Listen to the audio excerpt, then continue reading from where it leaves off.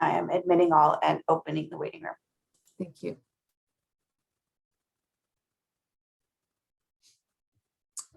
Hello, everyone. Good evening, good afternoon, good morning. It is great to have you all joining us and returning for day 2 of the workshop on bioenergy. Really pleased to have you with us today. Thanks for making your way into the Zoom room. We'll just get started in a moment, but while you're making yourself comfortable, I encourage you to just make sure your microphone is turned off. You can keep your video on if you'd like, but if you're having any connection issues, you may wish to turn it off. For some of the government employees in North America, you may find it easier to disconnect from VPN to help with connectivity.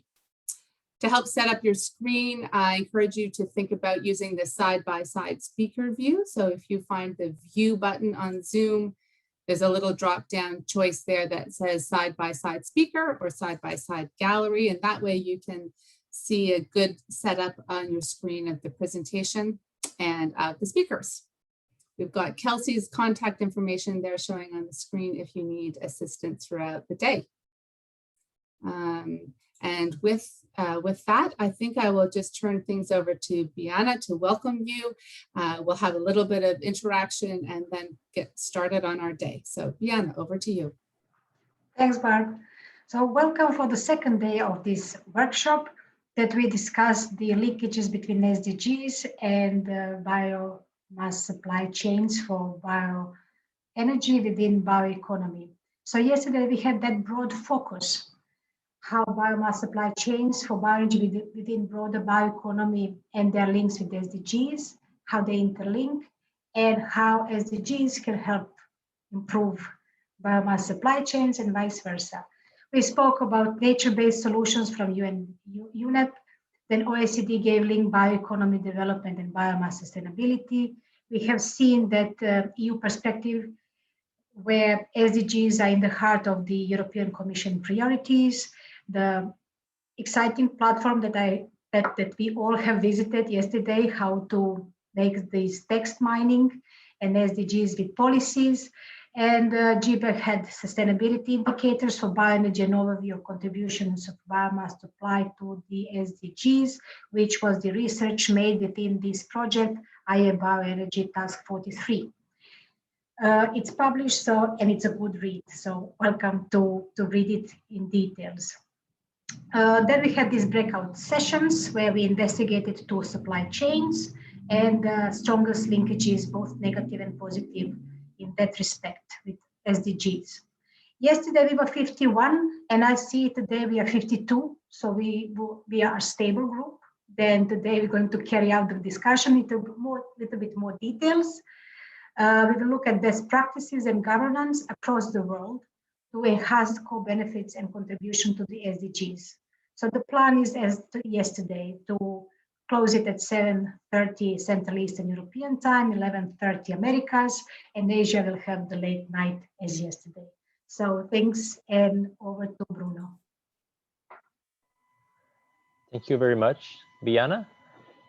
So we will start with a suite of 4 presentations today, looking at specific case studies, so to better understand really how different types of biomass supply chains do and can contribute to sustainable development goals.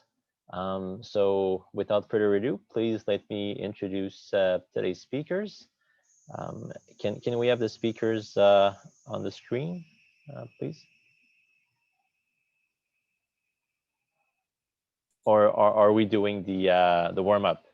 We're going to do the warm-up, Bruno, okay, but no, that's okay. Would you still like us to go ahead and do that before we go into the panelists? It's up to you. Yeah, sure. I think it's worth asking the question to get everyone warmed up. Let's go with that. Okay, I'll do that, and then we'll turn right back to you, Bruno, in just a moment. Thank you.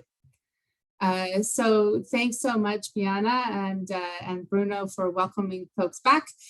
Just to warm up the room a little bit today, we thought we'd ask you, what is one of your key takeaways or reflections from yesterday's conversation to build on some of the reflections that have been shared by Biana so far? So as you were kind of reflecting yesterday after the discussions, what was a takeaway for you? So perhaps if you're comfortable, you might open up another browser, www.menti.com. And we'll put that code and link in chat for you too, so it's easy to track down. Enter the 8-digit code and then share in 1 or 2 words what is your takeaway or reflection from yesterday's conversation. And this will help bring our minds together again for day 2. So take a moment to reflect and we'll share your results in a moment.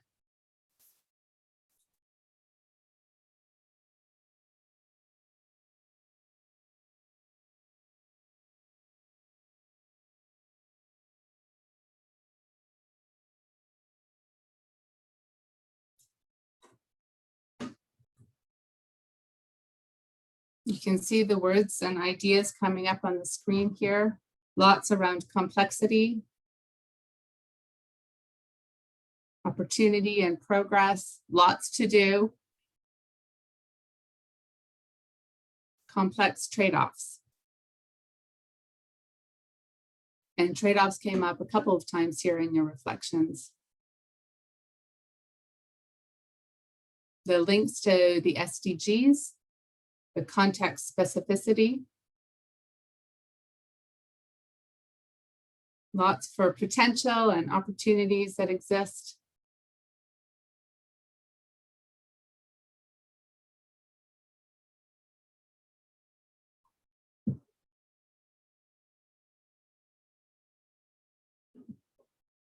And if you're having trouble entering into Menti for whatever reason, feel free to just enter your ideas in chat. I see a couple of you are having trouble with the code.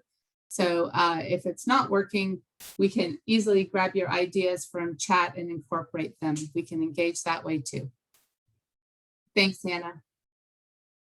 Context dependence, certainly that seems to be emerging as a theme as well.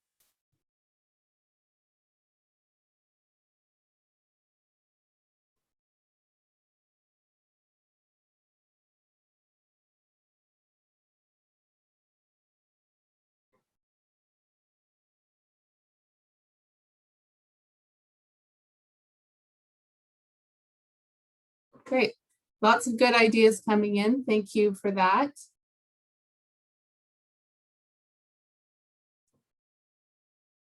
Sustainability and site-based, bioenergy and SDGs hand in hand. Some thoughts around local benefits, integration and synergies. Good. Great. Well, thank you so much for your input. Thank you for your reflections.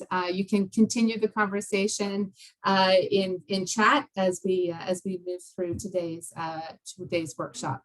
And just as a quick reminder, we're clear on the objectives, which is on the next slide, but I'll just recap our agenda for today, going ahead to show that we have a combination of case studies. That's what we're going to start with this morning, hearing from 4 regions about some of the work that they have been doing. So we'll hear from folks and then have a chance for some Q&A, have a short break, and just a reminder to please stay logged in during the health break. If for some reason that just helps us to set up the breakout groups that will follow.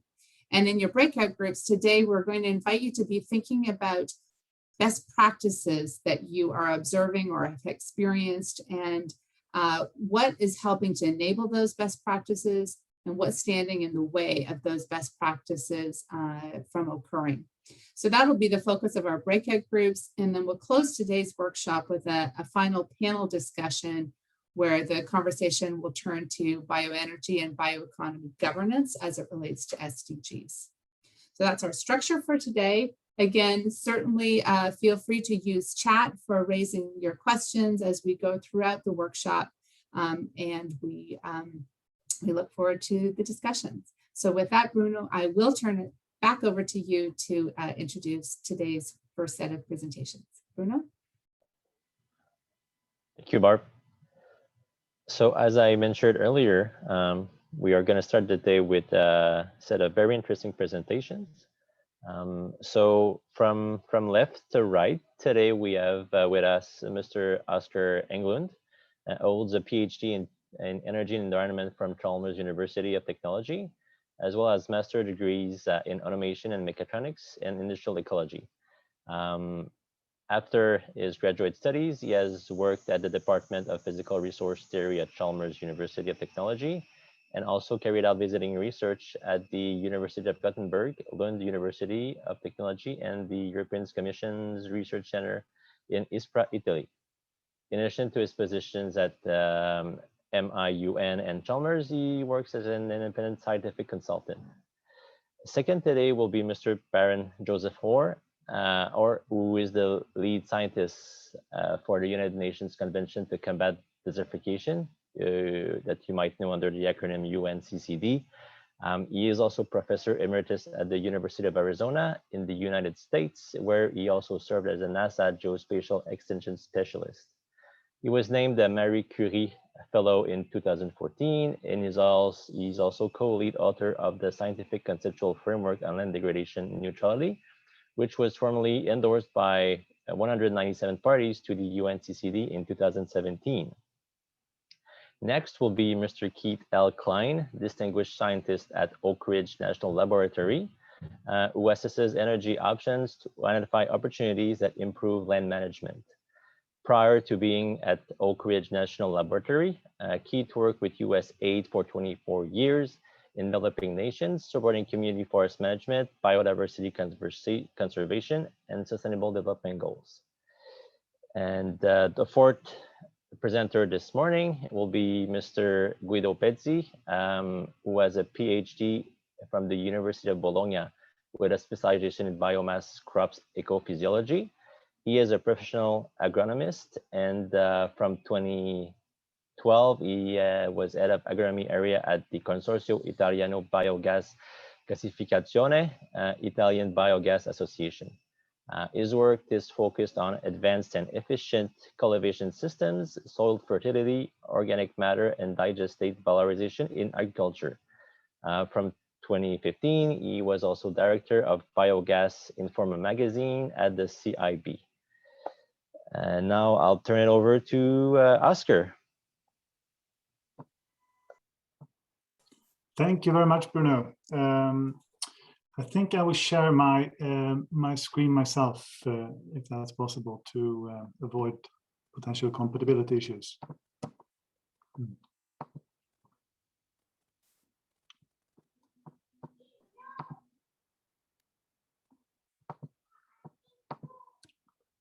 Okay, do you see it now?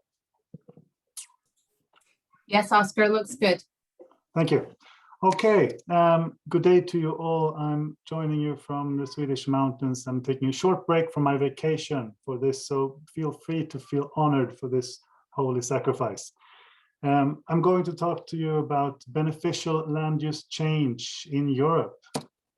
And beneficial land use change, with that we mean the introduction of new biomass production systems that enhance ecosystem services and or conditions for biodiversity.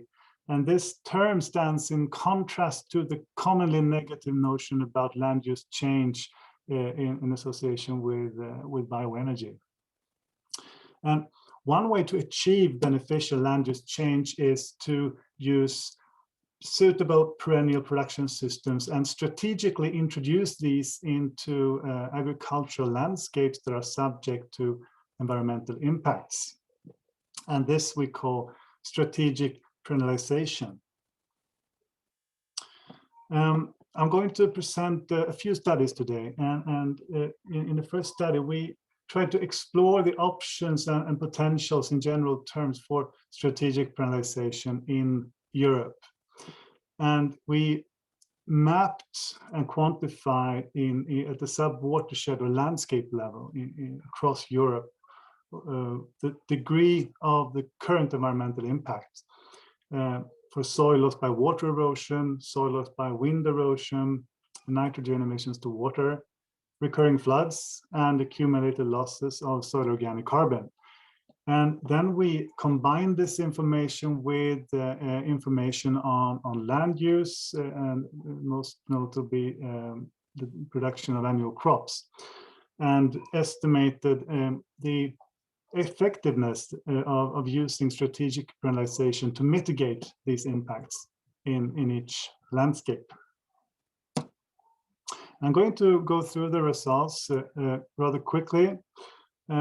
First, we take a look at soil loss by erosion, and this is water erosion and wind erosion combined in this map. And to the left, we see the degree of the current impacts. Green is good and red is bad. And to the right, we see how the mitigation effectiveness of strategic penalization, how effective it would be to mitigate this in particular impact using strategic penalization. And what we can see immediately on this slide is that the problems with erosion is primarily concentrated to the southern parts and eastern parts of Europe. And this is also where we see the highest mitigation effectiveness of strategic penalization. Nitrogen emissions to water is primarily a problem in northwestern part of Europe, but also in some of the more central parts of Europe. And again, this is also where we see the highest effectiveness of mitigation effectiveness of strategic penalization. What is highlighted here, I think, is the Po Valley, where we have a very high mitigation effectiveness, and also almost entire Denmark. Recurring floods is a problem all across Europe, primarily around the major rivers. Again, this is where we see the highest mitigation effectiveness of strategic penalization. Again, we see the Po Valley in Italy, and we see large parts of the Danube region, where we have a very high potential mitigation effectiveness for strategic penalization. And finally, the most widespread impact was accumulated losses of soil organic carbon, which is widespread all over Europe, and is also a very high spatial correlation with the production of annual crops, which is also highlighted because we see a very high effectiveness of strategic penalization in the same areas as where we see the severe impacts. And if we take a look at all these, try to combine the insights of all these results, we try to identify what we call priority areas. And this is areas where this can be defined in different ways, but it's areas where the environmental benefits are probably the highest.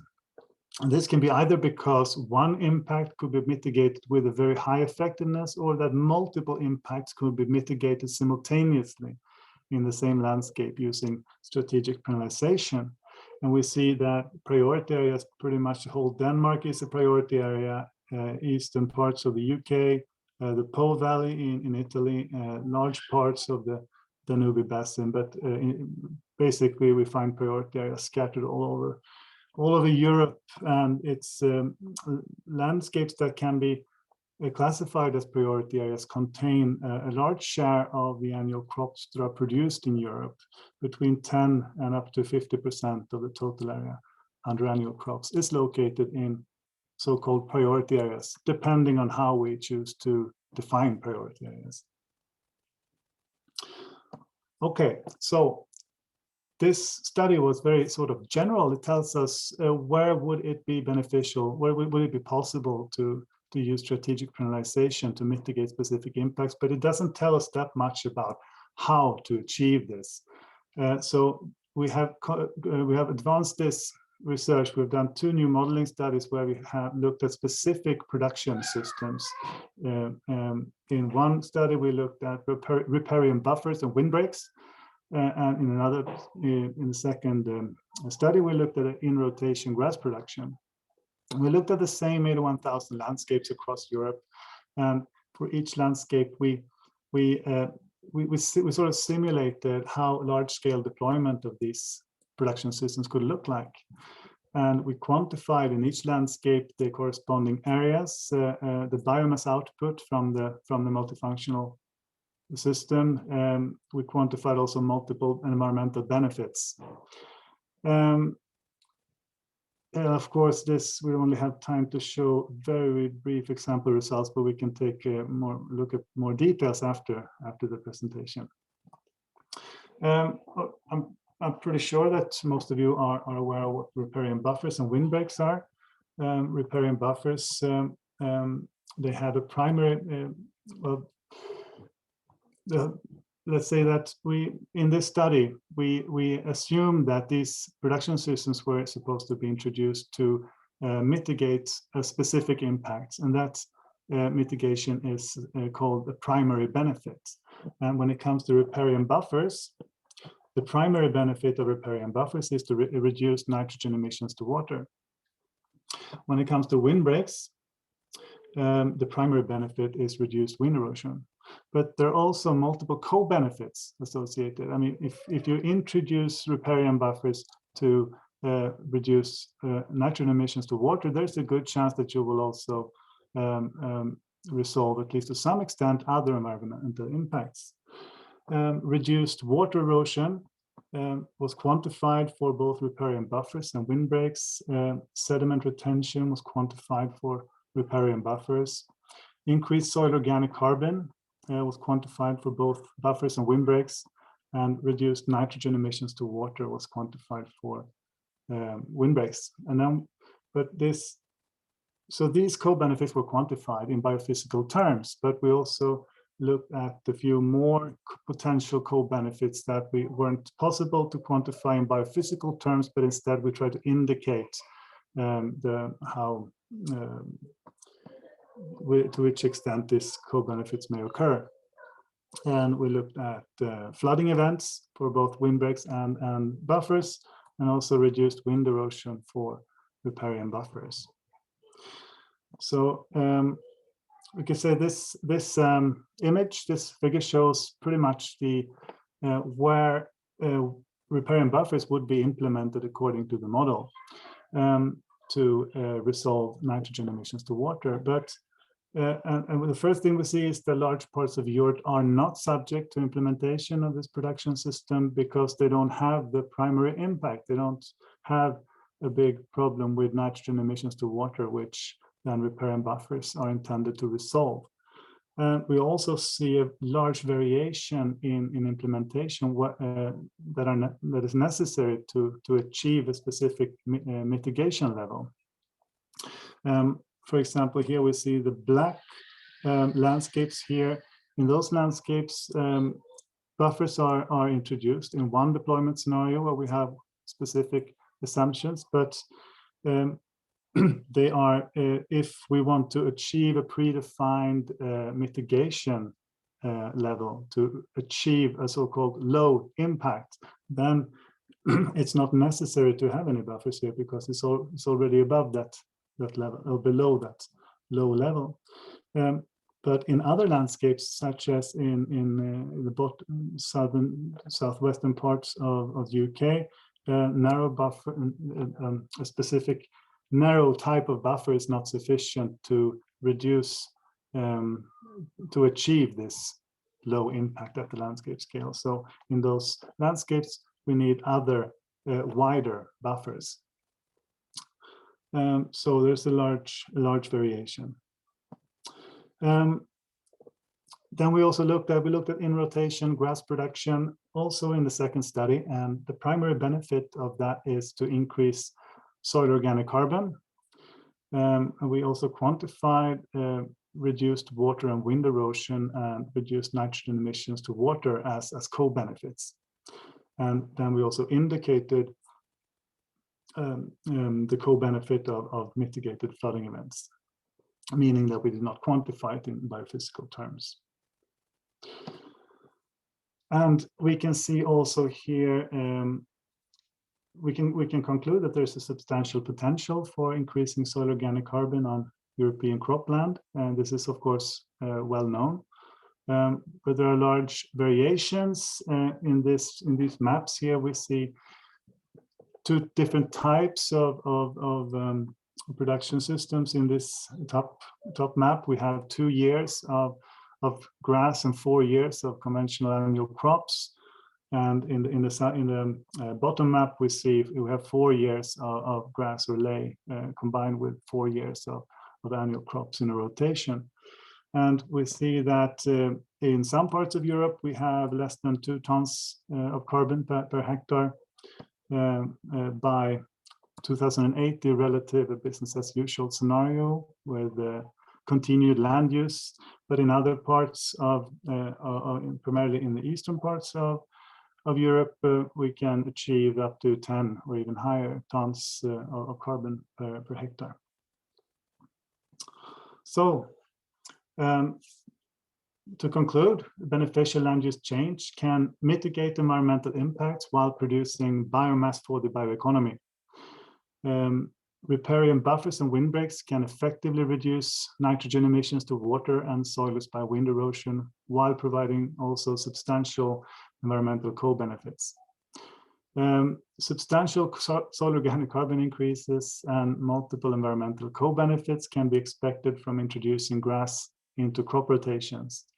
But we model this on a landscape level, meaning that if you, to provide useful information for spatial planning and regional implementation, we need also more high resolution modeling than within the landscape. So that is then also our next step to see how that can be done. Here are the articles that I referred to in the maps. And I think I almost even kept the time. Thank you for listening. You did great, Oscar. Thank you. And it sounds like there's a lot of joy in your house on your vacation. I'm glad you were able to join us today. Thank you. And Oscar, there are some great questions coming up in chat. If you have a moment to have a look through participants, it's really great when you're able to flag question for Oscar. That does help the presenters to find their way through chat. So if you have a moment, Oscar, to reply to a couple, we may address a few at the close of our session as well. So, and for those of you who may find it handy, we've put on the live transcript today as well. You'll see it at the bottom of your screen, a little button that has a CC, live transcript. If you want to show the subtitles there, that is another way for you to follow along the presentations. If you're having trouble keeping up with the verbal, the computer does its best to translate the words to text for you if you wish to use that. So with that, I will turn things straight over to our next presenter, to Baron. So Baron, I'll turn things to you. You can just let us help go through the presentation with you.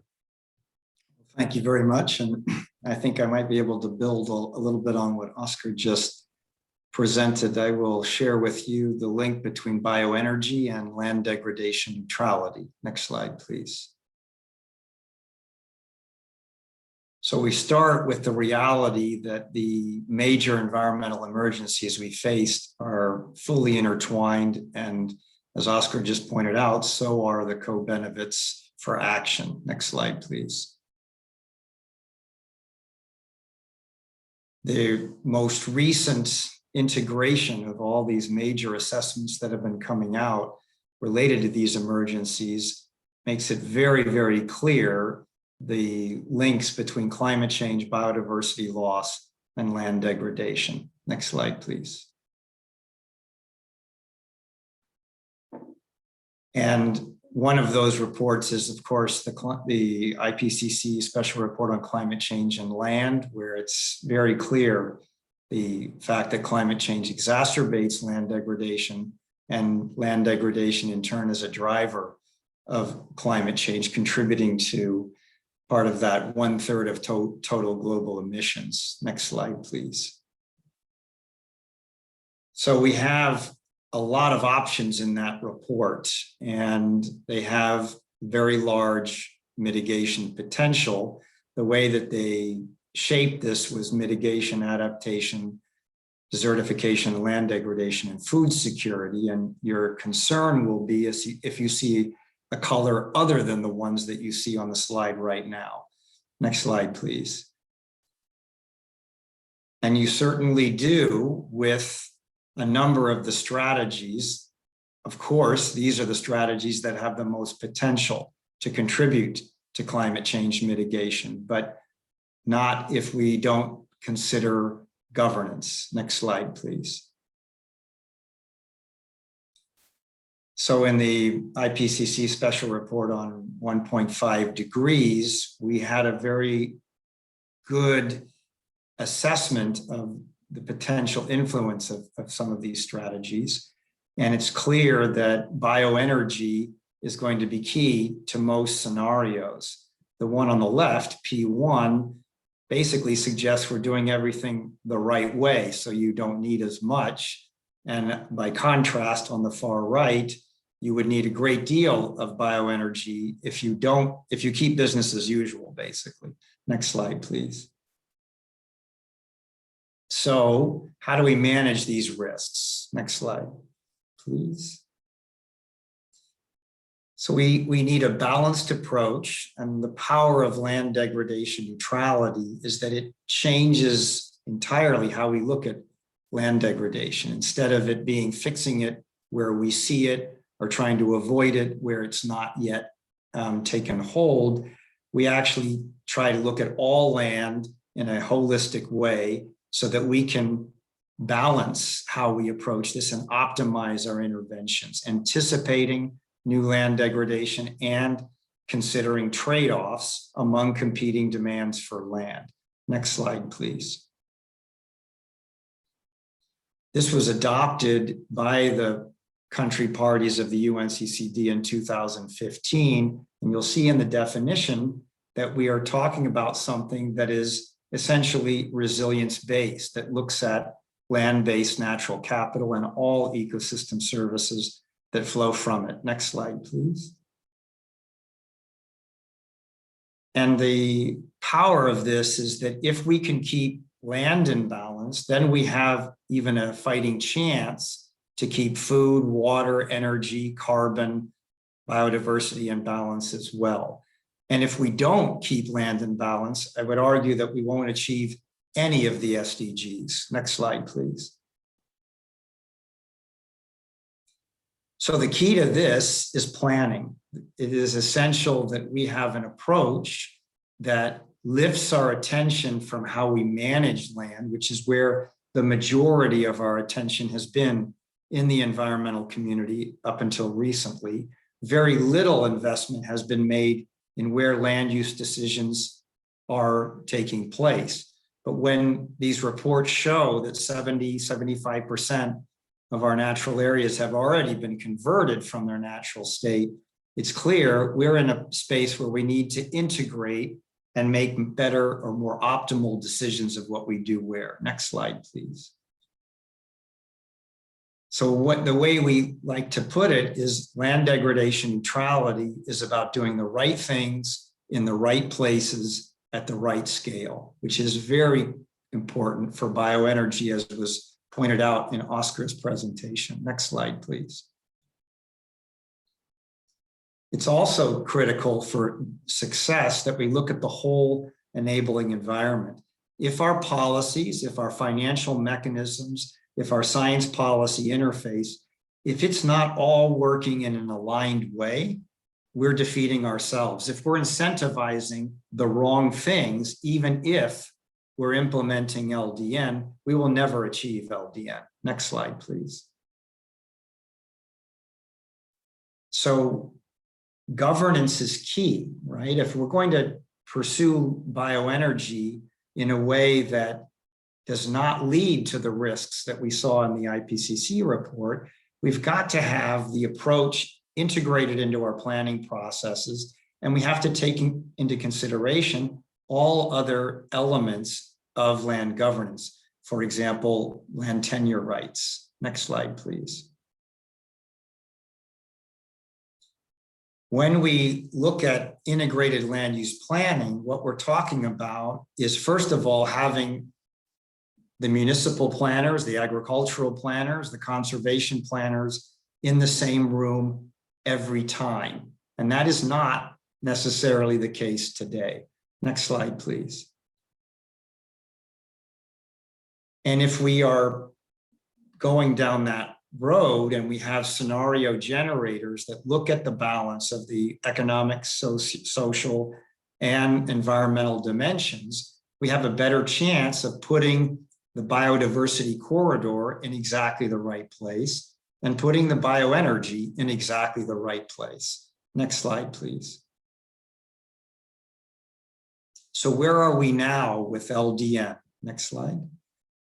The Dutch Environmental Assessment Agency, which is known as PBL, actually did the painstaking work of going through all the targets in all the major global initiatives, LDN, the NDCs, the NBSAPs, the Bond Challenge, and they realized that we've got 1 billion hectares of commitments. We've got a lot of room to work to actually make a big difference. Next slide, please. And LDN is the largest among those. There are now 450 million hectares, if you want to think of it this way, mapped. In other words, we know at least the area, if not the absolute location of where countries are hoping to pursue the commitments that they have made.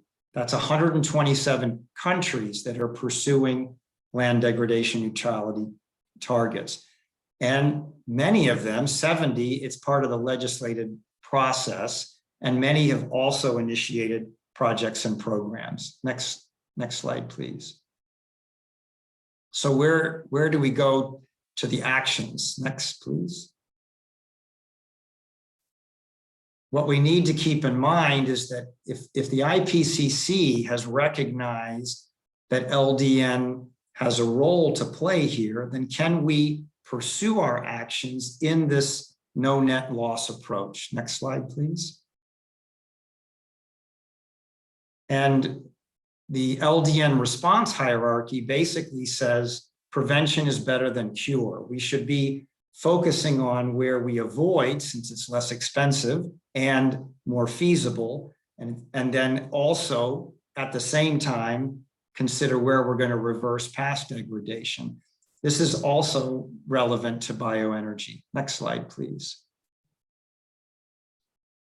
These targets that I mentioned are actually highly integrated. You don't need to know the detail on this slide. Just look at the rainbow of colors. Each country is pursuing targets on governance, agroecosystems, demand-side drivers, supply chains, and risk management. In other words, it's a systems approach that is key to LDN. Next slide, please.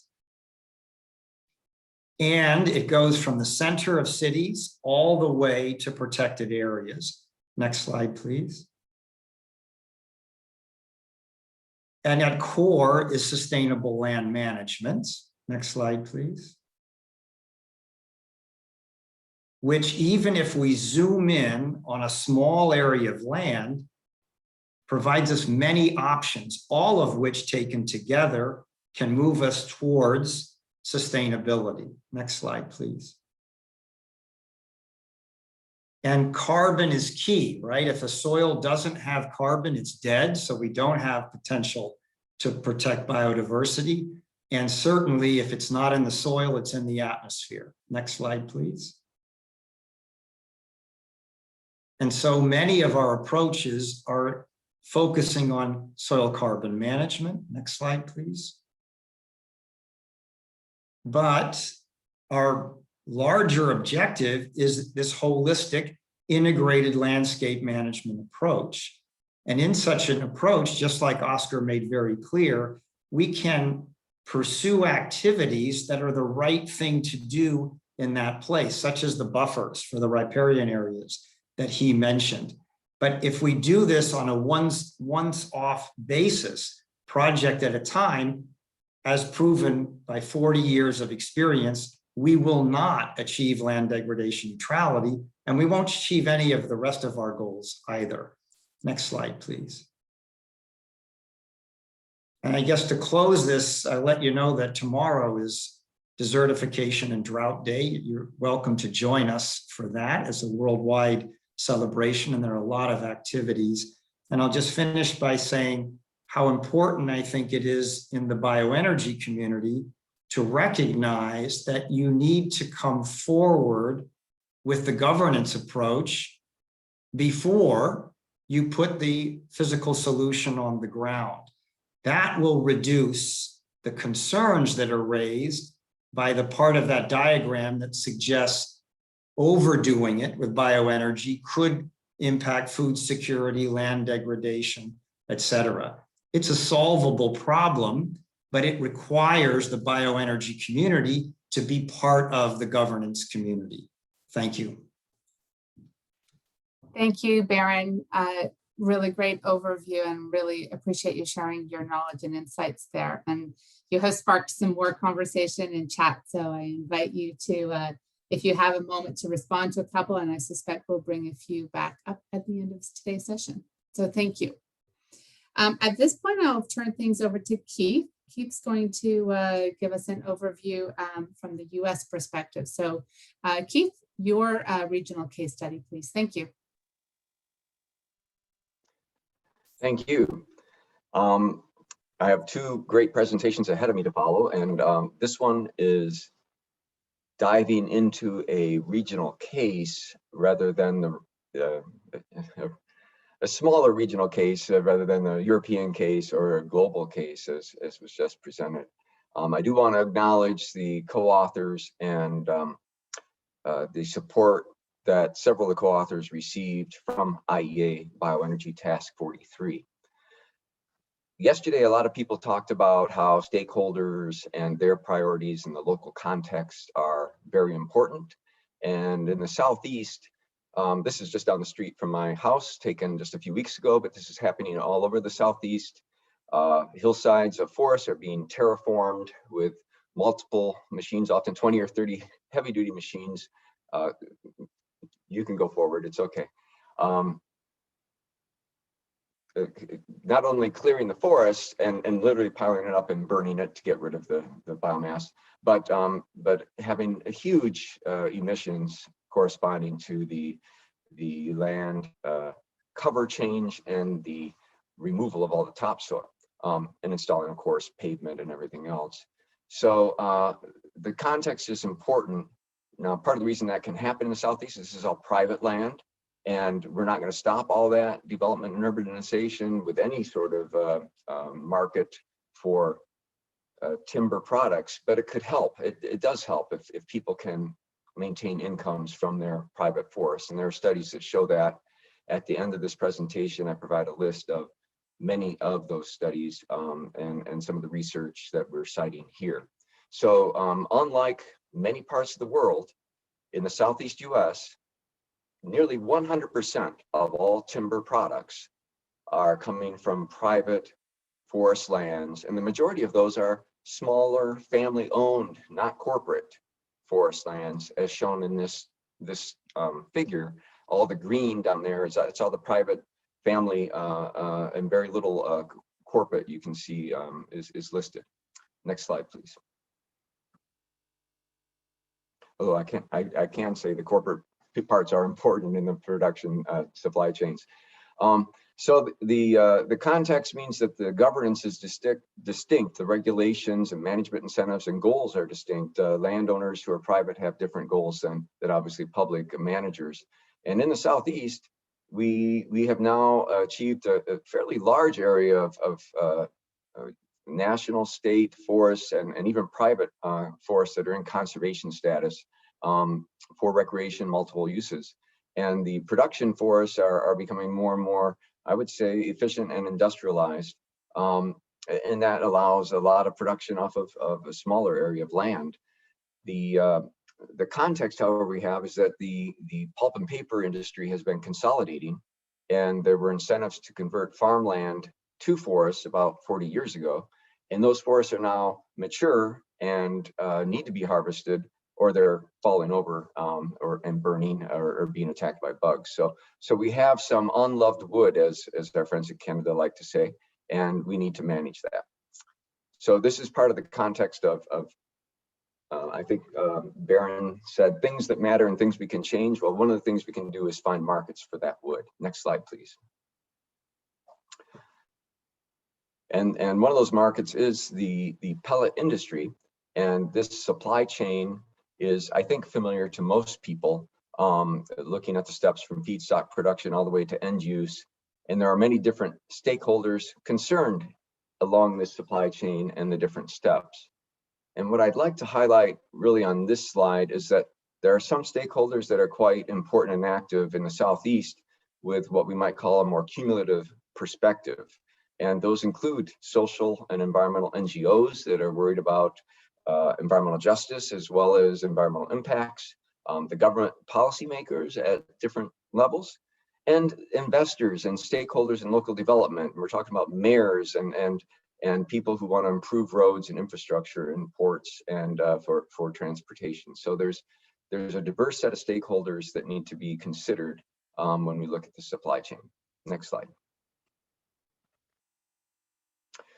Now, the rapid growth in this industry over the last few years, really over the last about 10 years, has been since 2011, has been an impetus for a lot of research and a lot of studies. And again, we list those at the end of this presentation, which will be available, I think, immediately after this. Thank you. Next slide.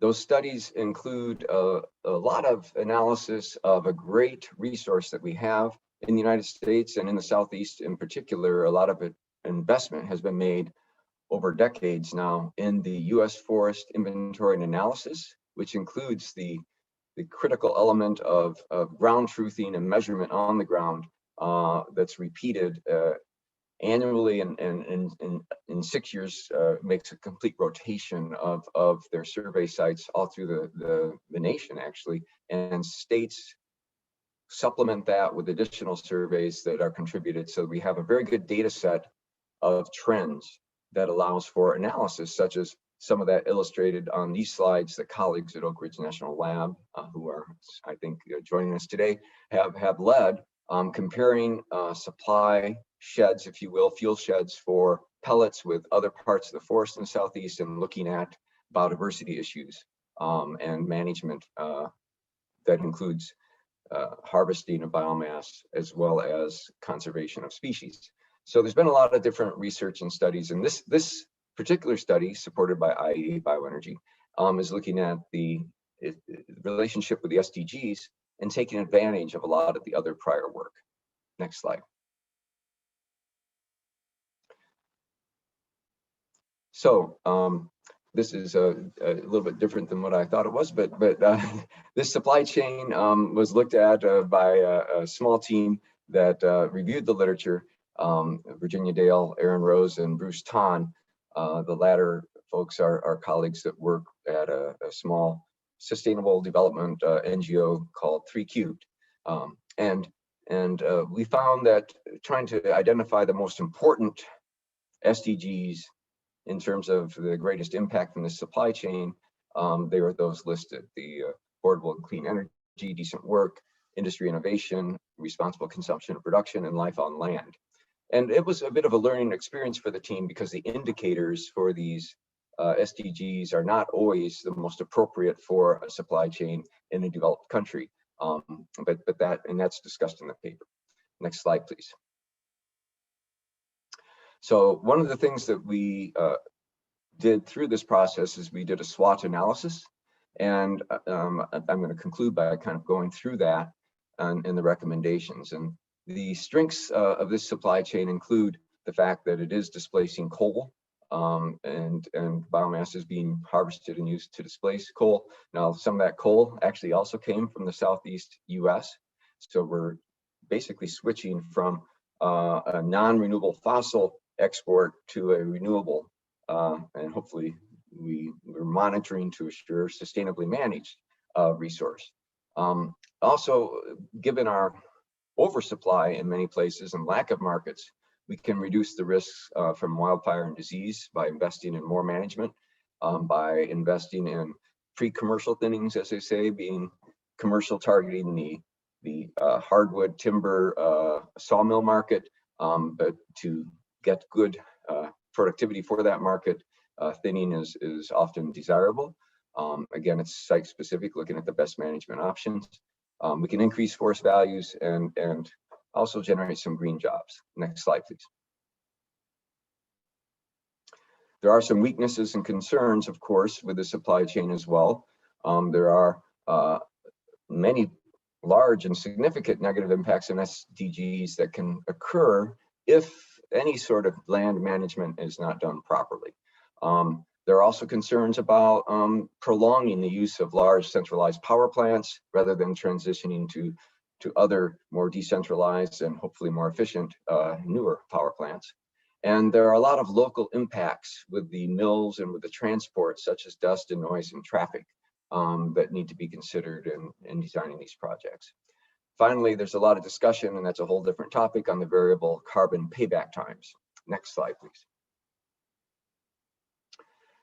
Opportunities are many as well. The transition to a low carbon economy, the rural investment, and I must say that in the Southeast, that's probably been the biggest driver for this activity is local governments and communities wanting that rural investment. Benefits to water quality and wildlife, when done correctly, we can actually improve things. And place-based research, the efforts to work with bioenergy have had so much focus on sustainability that a lot of additional investment has been made over the last decade to research best management practices, which I always like to say are perhaps good management practices and getting better all the time, because what is best is never permanent. But anyway, there's been a lot of investment there and opportunity to do more. Next slide. There are also threats to the supply chain, and I think one of the biggest threats that we identified is simply that people don't understand the context, the local considerations of the communities, and the likely outcomes in the absence of biomass markets. And here in Tennessee, we see some of those likely outcomes with mills literally closing because there's no place to send the residues. We had one case of that documented, and wood being piled up and just burned on site. So if this again goes back to do the right thing in the right place, the right time, right scale that Baron mentioned. If you have a lot of biomass wood piled up and being burned on site, and you have an alternative to use that wood for a beneficial purpose, that is, and to burn it more efficiently, by the way, and cleaner, those are probably good opportunities. Next slide, please. The team also came up with some recommendations, which are synthesized here. The monitoring is important. We need to keep track of what's going on. We need to respond to any issues that are identified with adaptive management, and we need to continue to engage stakeholders. And the last slide, I think, is next, please. So in conclusion,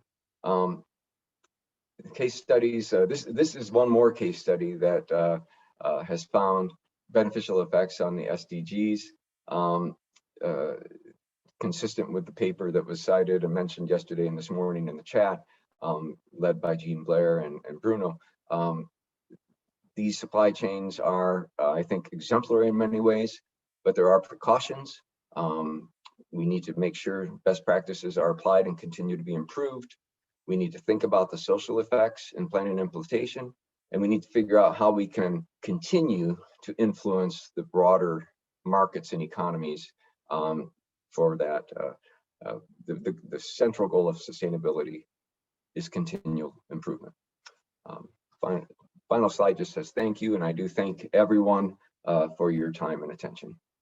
And as I always put on my first slide, these presentations are dedicated to my grandchildren, and some of them are on this slide. So thanks. The remaining slides are simply references that will be available. Thank you very much, Keith. Great presentation, and thank you for sharing insights to your family as well, thinking longer term.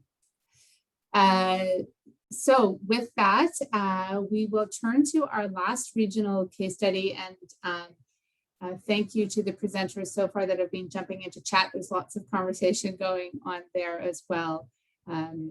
Let's continue on. So I'm going to introduce Guido now. Guido is going to speak from the an Italian case study, an Italian biogas consortium. So Guido, over to you. Thank you. Yes, I'm going to talk about biogas done right. It's the way as an Italian farmer introduce and produce biogas in their farm. And so we start, next slide, please. We start to study this approach with a bottom-up approach. So we start to study what our farmer doing with biogas to integrate biogas plant in their farms, because in Italy we want to continue to produce food, good food and quality food products. But we try to produce also energy and other things in our farmer, just with an integration of productive cycles. So in this, sorry for the picture is not really okay, but in this. In this picture on the left, you can see the way as biogas is integrated in a farm. So the biogas is a factor for a farm, and mainly the digestate is a key factor, because it's the way as organic matter can return to the soil. Organic matter and nutrient can be recycled and can return to the soil, also where animal feedstocks, where there's not animal feedstocks. And so other two pillars are the rotation, improve the rotation, and they improve the soil use efficiency. It's related to the integration of biogas plant in our farm. And so next slide, please.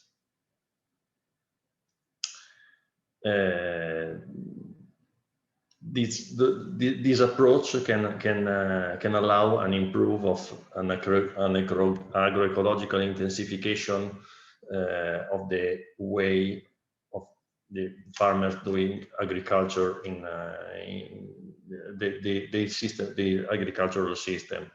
And so this approach require also an optimization of the use of the factors, an optimization of the use of digestates, an optimization of the manage of the tillage, so conservative agriculture, and the use of the sequential crops. Because next slide. Because so we are in agriculture, we work with photosynthesis and we work with soil, and we have a great system to manage a lot of carbon with the photosynthesis with the soil. And the way where we do our agriculture, we cultivate our crops, it's related to the capacity of the storage, the carbon that we capture with photosynthesis into the soil. So we have to integrate the better solution, better agronomical solution, in order to have a positive input, a positive balance on carbon system. And biogas done right in this way, it's facilitator to agroecological transition of agriculture. Next slide. Because With the introduction of the sequential cropping means the way to produce 2 crops in the same year in the same soil, or 3 crops in 2 years in the same soil.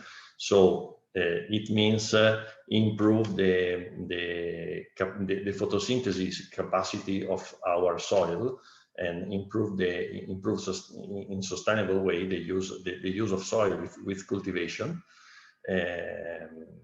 in order to produce both biomass and feed or food crops.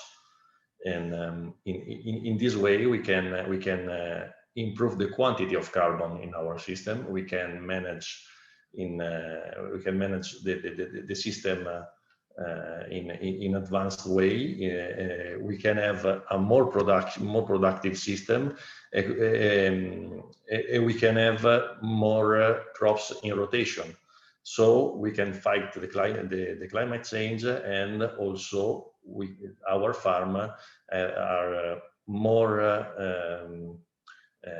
have more market to manage. Next slide, please. This means also agroecological intensification. This means also more roots, more digestate to soil, and more stable carbon to soil, because even when we harvest biomasses, when we return digestate to the soil, we return a part of those biomasses and a part of those organic matter stabilized. So we can introduce a system with a positive balance, or a positive carbon balance. Next slide, please. Digestate, as I said, it's a key factor, and it's important to use the digestate efficiently in order to turn to NPK system fertilization, the classical NPK system, to CNPK. And for us, the C is very, very important, because in Italy, mainly in Central and South Italy, we have some problem with organic matter. And if we have the opportunity to reclose the cycle also where we don't have livestock, it's really, really important. Next slide, please.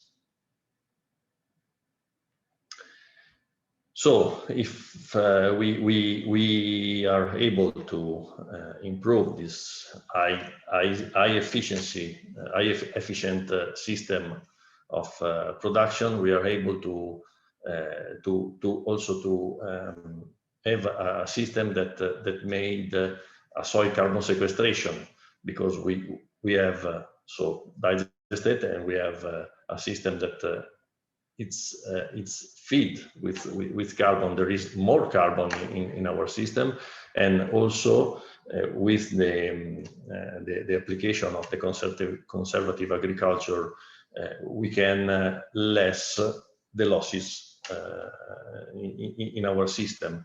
And we have a system where, when we done the double crop system plus digestate, we have the interesting increase of soil carbon stable, So next slide, please. This is a monitoring, soil fertility monitoring that we are made, and also now every year we are an activity in order to show the trend of the fertility of this soil. This is in a farm. It's 9-year monitoring soil fertility, and this is the increase of organic matter in those soil where we apply the biogas done right approach. And this is interesting because we have a good increase. All those are soil in Po Valley, are soil with medium good content at the start of organic matter, but we can increase the content interesting we can increase the content of organic matter. So we have also some examples in South Italy where we are monitoring the same trend and where we are improving also the organic matter in soil and the fertility, the soil fertility. Next slide, please. So the agroecology approach from biogas done right, it's as I said, an integration of some technique and of some way to do agriculture, and mainly when we have a livestock, some system to reduce the impact of the livestock. Thanks to biogas plant, we can manage manure, for example, and we can save some impact of the livestock. And when we manage well, when we manage efficiently the digestate, we save and we manage the crops in efficient way. We save also some emission, etc. And so we can also do the carbon sequestration in soil. So we have a transformation. We have a real agroecology approach. Next slide, please. And for this reason, we start to think about biogas done right as a facilitator to agroecological transition in agriculture. It means biogas done right, it's a factor for a farm, and can start an improved system, an agroecological transition, and with some also external indirect impact, because we can improve an agroecological approach in agriculture, and also we can produce bioenergy or biofuels. And this approach, we call this approach farming for future. Next slide, please. And farming for future, it's biogas done right. Sorry, but it's in Italian. I try to translate those actions. It's biogas done right into the farm with the application of 10 action, mainly are agronomy action. It means renewable energy in agriculture, agriculture 4.0, manure management, organic fertilization, conservative agriculture, improve of soil fertility, agroforestation. Also agroforestation is interesting into the system in order to integrate to integrate also different system in order to have a more agroecological approach, and also indirect action, indirect impact are production and use of biomaterials, and also produce of biogas and biofuel and other renewables. Next slide, please.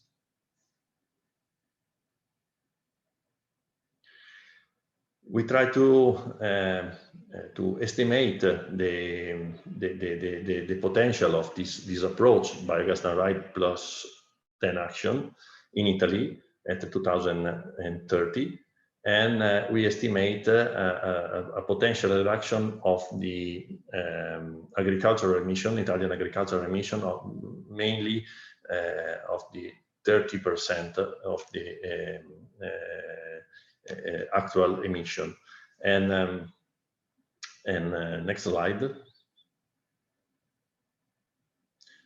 So we try also to apply GBEP indicator. It's a work, it's some year that we try to apply the indicators. Those are an overview of the environmental indicators of the biogas standardized system, and we had when the indicator is applicable, we had a lot of good results.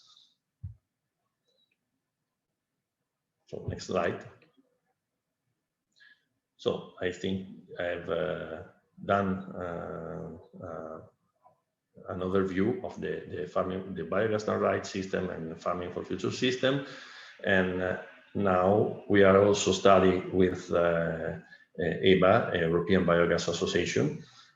We also study the potential of the biogas standardized, the application of the biogas standardized in other European area, in Europe mainly. Many thanks. Thank you very much, Guido. It's great to hear your examples. Really appreciate that time and for sharing your insights. Thank you. So at this time, Bruno, maybe I'll just check in with you. There's been lots of activity coming in on chat. We just have a few minutes before we're going to switch over to our short break and then breakout groups. But I wonder if I could turn to you, perhaps ask a couple of questions from chat that were really that might be helpful for the whole group to hear about. Bruno, can I turn to you? And presenters, if you can just be on standby to jump off mute if Bruno turns to you. Yeah, sure. Thanks, thanks, Barb. A question that raised quite a bit of interest in the chat, at least, was for Oscar. So Oscar, please please be ready. Was around the potential impact on indirect land use change of implementing those strategic perennialization strategies that you talked about. And I know you've addressed this question in the chat, but maybe for the benefit of everyone, maybe share your thoughts on this. Yeah, sure. Yeah, ILUC is it was difficult to address that in quantitative terms in these studies, because it's difficult to say to what extent the implementation of these systems would influence agricultural production. For example, riparian buffers, they may be placed entirely on cropland or fully or partly on already existing or unmanaged buffers. And when it comes to windbreaks, they are likely to enhance crop yields between the windbreaks. And also several of the co-benefits are also likely to different extents to have positive effects on crop yields in the short term or in the long term. So it's very difficult to quantify effects on agricultural production, and also then potentially indirect land use change effects. But we can at least conclude that when it comes to riparian buffers and windbreaks, we're talking about 1% of European land use. So it's those types of systems are not so widespread. Sorry, I'm running out of battery here on my computer. Just a quick fix. When it comes to grass, in rotation grass, of course, it's a different issue, because that's much more widespread. And we're talking about the majority of European cropland being converted from pretty much only annual crops to 25% of the grass in the rotation, and that will of course have greater effects on the agricultural production, and that's also have greater ILUC effects. But again, it's very difficult to quantify, because we can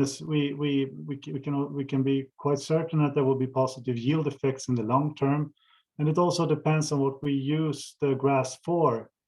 If we use the grass for, as we're going to talk about in one of the breakout sessions now with Uffe Jørgensen, if we use it for in green biorefineries to produce feed, protein feed, then we can substitute imports of soy protein from other parts of the world. So it's a difficult question, the ILO question, when it comes to these types of systems. But we can also, last comment on this, I promise, that if we want to, because we're talking about severe environmental impacts and we want to address these impacts, we need to do it somehow. And the whole idea with these types of beneficial land use change and strategic penalization is that we can address these impacts without setting aside land. We can still use the land and get biomass from it. And that's a more land efficient alternative. Thank you very much, Oscar. I know those are complex questions, but you did address multiple of those important issues. Thank you, Oscar.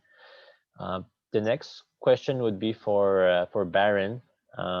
So in the chat box, you mentioned in one of your answers that there are multiple challenges to adopting land degradation neutrality targets and measures in developed countries.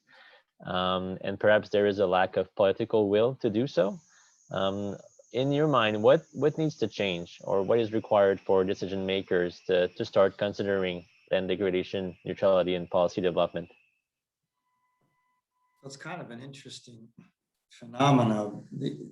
Part of it is historic. The convention itself for many years was viewed by donor nations as something that they were doing for the developing world. And so a lot of the past policy decisions were balanced in that way. So there's a history there. But that's changed, and now it's much more comprehensive in the way that countries view it. But that doesn't mean that it's very easy for delegates on the delegations of developed countries to move ministries back home. In developing countries, it's easier for that to happen because the opportunities are very large, right? These are the places where the dramatic land use change trends are happening right now, right? Whereas in developed countries, they're more incremental, right? Like exurbanization and things like that. It's not these huge conversion to a commodity crop, et cetera, that we're seeing in the developing world. So the way I look at it is I'm not so worried about a formal recognition of LDN when these developed countries are actually reporting on the SDG itself, right? So the data side of it, they're contributing to. But I think that it is important that Italy is the leader in the developed world for pursuing LDN. And we've recently had a huge initiative embraced by the G20 when it was under the Saudi presidency related to land degradation that has been furthered by the Italy presidency, which is right now. I think that's the kind of momentum we need, because that's where investment will come to address land degradation and in the process open up opportunities for well-planned bioenergy. Thanks. Thank you very much, Baron. Very interesting. Now turning to Guido, maybe for the last question of this session before the break. So in your opinion, what is needed to scale up the concept of biogas done right, whether in Italy or in other countries? And what is needed to de-risk the investments for farmers to take up on this concept? So about the scalability in other countries, we have studied and we are studying about the scalability and application. We have studied, I see also from the Jorge Hilbert, and we study also in Argentina with him for example, the applicability of biogas done right. We study in US and also in some countries, other European countries. Now, as I said, we are studying with European Biogas Association the potential of the application in Europe, in some part of Europe, of the biogas done right approach, because also in Europe this approach it's considered really interesting, and also about the RED 2 application, the double crop cultivation. It's an interesting approach. So about the economics and the investment for the farmer. So the farmer have to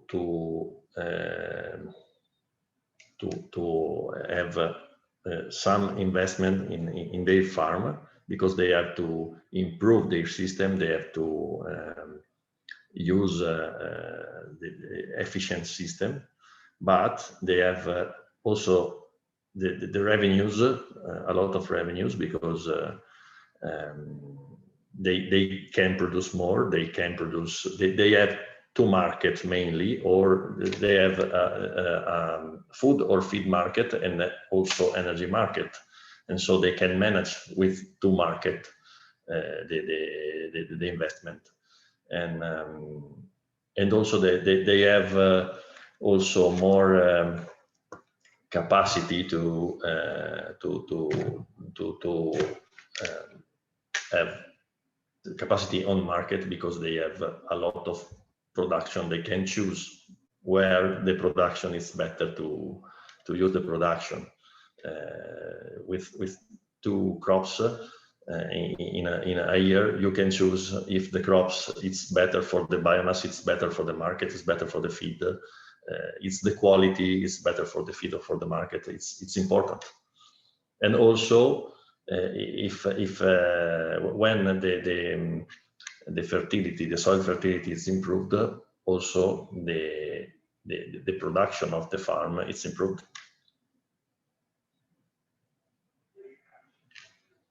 Thank you very much, Guido. So Barb, I think we're ready to go to the break. Yes, that's great. A big thanks to all of the presenters this morning. If you want to give them a round of applause by tapping the reactions button, you're more than welcome. I know that's a lot of extra preparation to put those materials and tell us your experiences. So we really appreciate that, and the further follow-up conversation and chat. So we're going to just pause for a quick break now before we move into our breakout groups. And here we'll be going to talk about best practices and some of the enablers and some of the barriers. So if you could kindly return in about 8 minutes, so maybe 3 minutes after the hour, we'll get back gathered together, provide the instructions for the breakout groups, and then be on our way. But please don't log out, don't leave the meeting, because we need to make sure our groups are set up. So we'll see you at 3 minutes after the hour to reconvene. Thanks so much.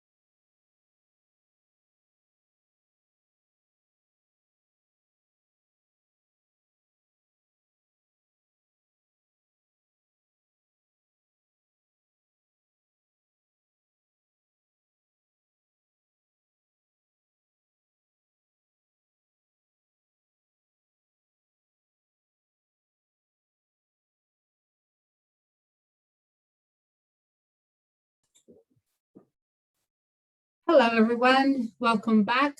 Hope you had a chance to stretch your legs, and we'll reconvene here together.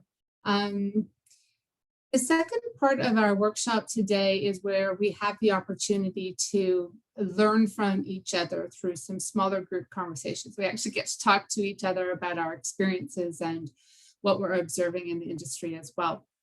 And to do that, we're going to move into breakout groups. And the structure of our breakout groups will first be an additional sharing of a case study, a regional specific case study within your breakout group. So I'll have Bruno introduce those folks in a moment. So when you go into your group, you'll have the opportunity to learn about one more case study, and then we'll transition to an interactive discussion within your breakout group. So Bruno, why don't I turn to you just to let folks know who's going to be in the different groups, and then I'll describe the discussion. So Bruno. Yeah, thank you very much, Barb. Yeah, so we had so many good case studies to share today, that we decided to put an extra one in each of the breakout groups, so you could learn even more from what's been going on across the world recently.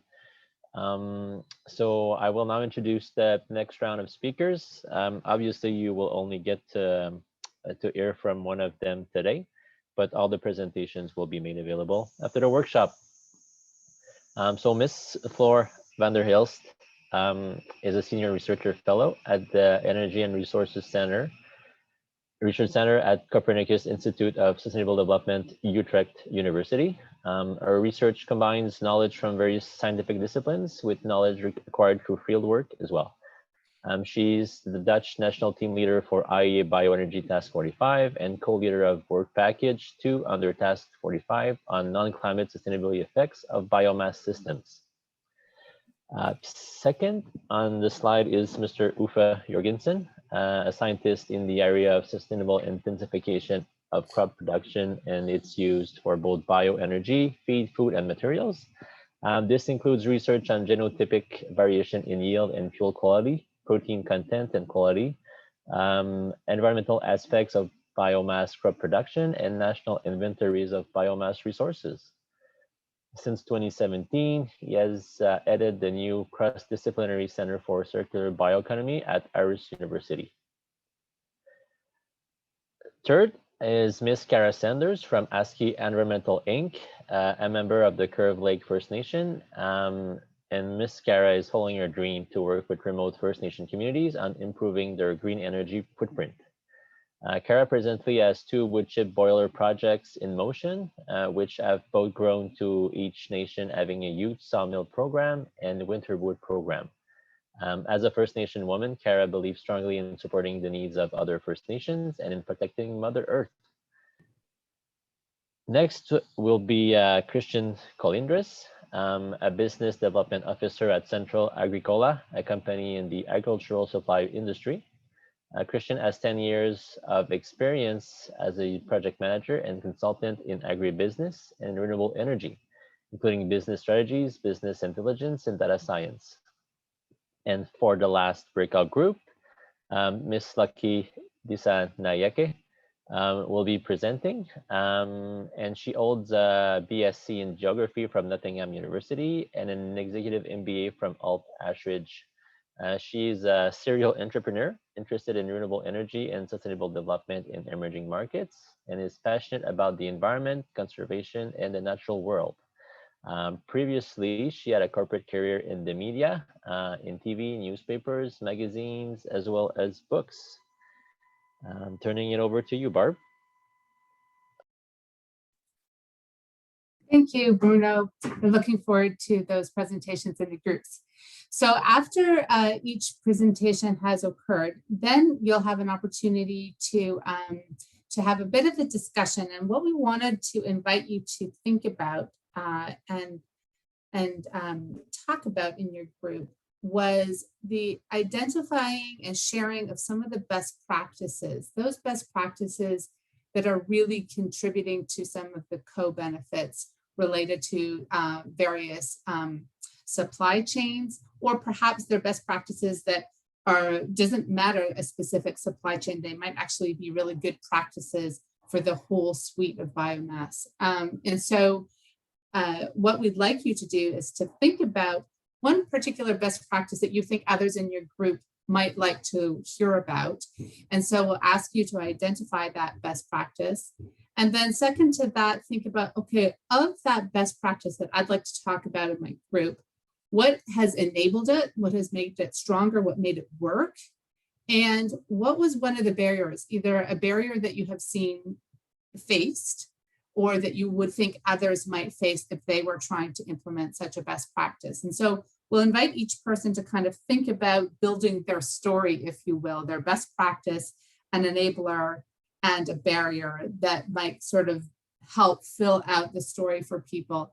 And so we'll invite you to sort of record your ideas using Mural, just so that we have a track record, but then we'll just go around the table with the support of your breakout group leader and learn from one another in a roundtable discussion. And if you're having trouble interacting with the sticky notes or the Mural tool, you can simply put your notes in chat, or you can just talk about it when it gets to be your turn. And the note taker in your group will make sure that we capture your ideas. So don't be stumped by the tool. We really do hope that this is a good exchange of best practices. And to help you picture this, I've asked Bruno if he might be able to just talk us through one of these kinds of examples to give you a flavor. So Bruno, maybe you could just walk through sort of how people might go from one idea and build it out. Yeah, sure, Barb. So an example we put together is something we actually face in Canada in different regions. So the best practice would be for the forestry supply chain, and would be the utilization of harvest residue, which is also called slash. So those piles, so using them for bioenergy or other purposes, instead of burning them with the purpose of reducing like forest fire risks.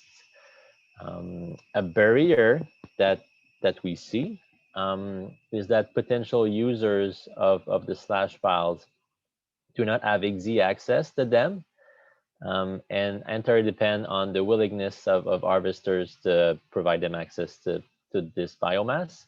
And slash pile burning is also easier, simpler for harvester than coordinating with other partners to give them access and manage the biomass properly.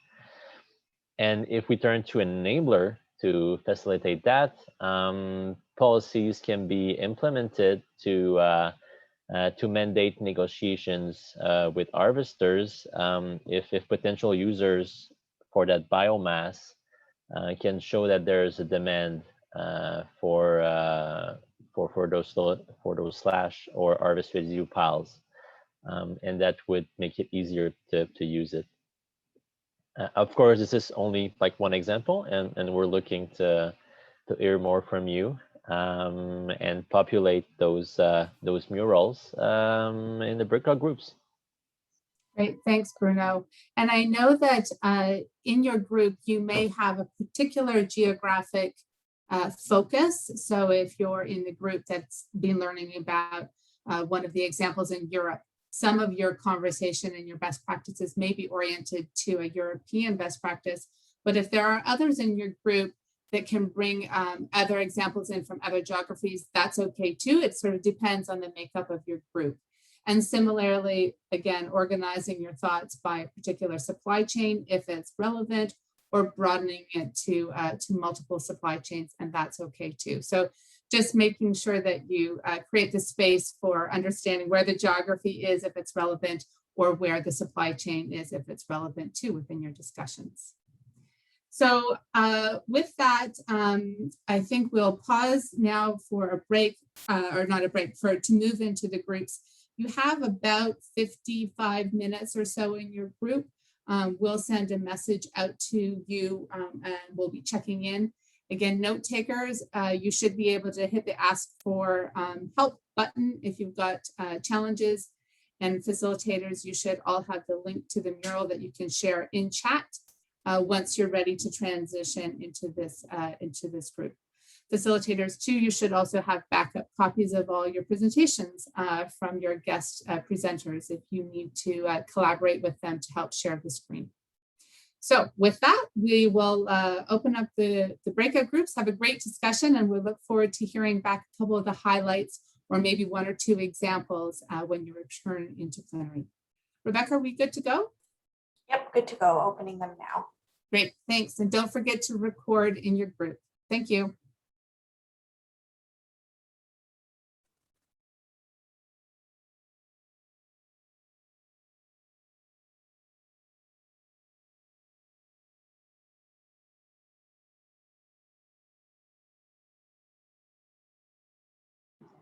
So Barb, am I also today looking for my group? Yes, it's whichever group you'd It's like Europe. It's you'd like to Europe go in with grass. Martin? Yeah, yeah. Okay, perfect. Thanks. Yeah, no problem.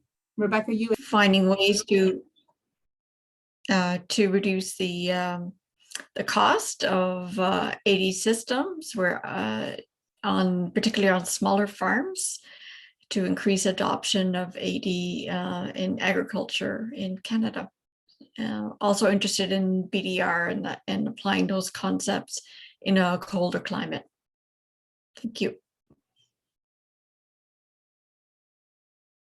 Thank you, Maria. Like in parallel, we're trying to get Christian in the room so we can present. But in the meanwhile, I'll pass it over to Ana Maria. Good morning, Ana Maria Majano. I'm based in Costa Rica, but from El Salvador. And I coordinate the Bioenergy Community of Practice at the Let's Lac regional platform. We are the platform for Latin America and the Caribbean of the Let's Global Partnership. And we are a space for people who work on the promotion of sustainable bioenergy development in the region, to exchange experiences, good practices, tools, business models. I know the case because Christian is a member of our community, but I'm looking forward to identifying good practices and cases to share with our communities, and also sharing learnings from the work we have done. I think Christian is in now in the room. So thank you, everyone. Thank you, Ana Maria. So Christian, you had us worried there for a few minutes, but I'm happy to see that you were able to make it. So yeah, I mean, Christian, you want to say a few words? Yeah, I stay here. I stay in another group. I don't know reason. Yeah, so we were introducing ourselves. Maybe yeah. Yeah. Thank you. My name is Christian. I'm from Guatemala. I work at Central Agricola. It's boat. It was a 3-hour barge ride. So it's 2 hours past the end of the road driving, and then a 3-hour barge ride to get here with supplies. So the opportunities here, the ability to be flexible to be able to advance is very challenging. Picangicum is a part of the provincial grid. It got grid in 2018, December 2018. Kitchener-Mekusib is not. It's a diesel reliant community, diesel power, diesel heat, diesel everything. Okay, next please. So right now, the Picangicum Youth Sawmill Program, we buy oversized wood from Ecom in Red Lake. So it's about a 5-hour drive to get the wood here.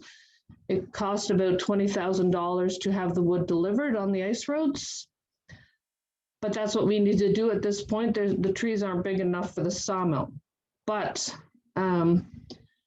the community of Picangicum has about 4,000 members. About 50% are youth under 30 years old.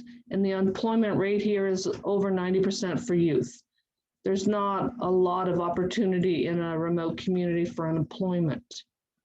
So, I mean, we've had 19 workers over the couple of years of the projects and some part-time workers. We've had women and youth. So right now I have 6 full-time workers, 2 are girls, 3 or 4 are guys. And graduation for high school was yesterday. So they're going to give us 8 students for the summer. Being employed at the sawmill is one of the best jobs in the community. I hear like people come up to me when I'm out and about because they really want to work here. It's a pretty neat job. There are lots of training, lots of opportunity, and it's lots of fun. We have lots of laughs. Next.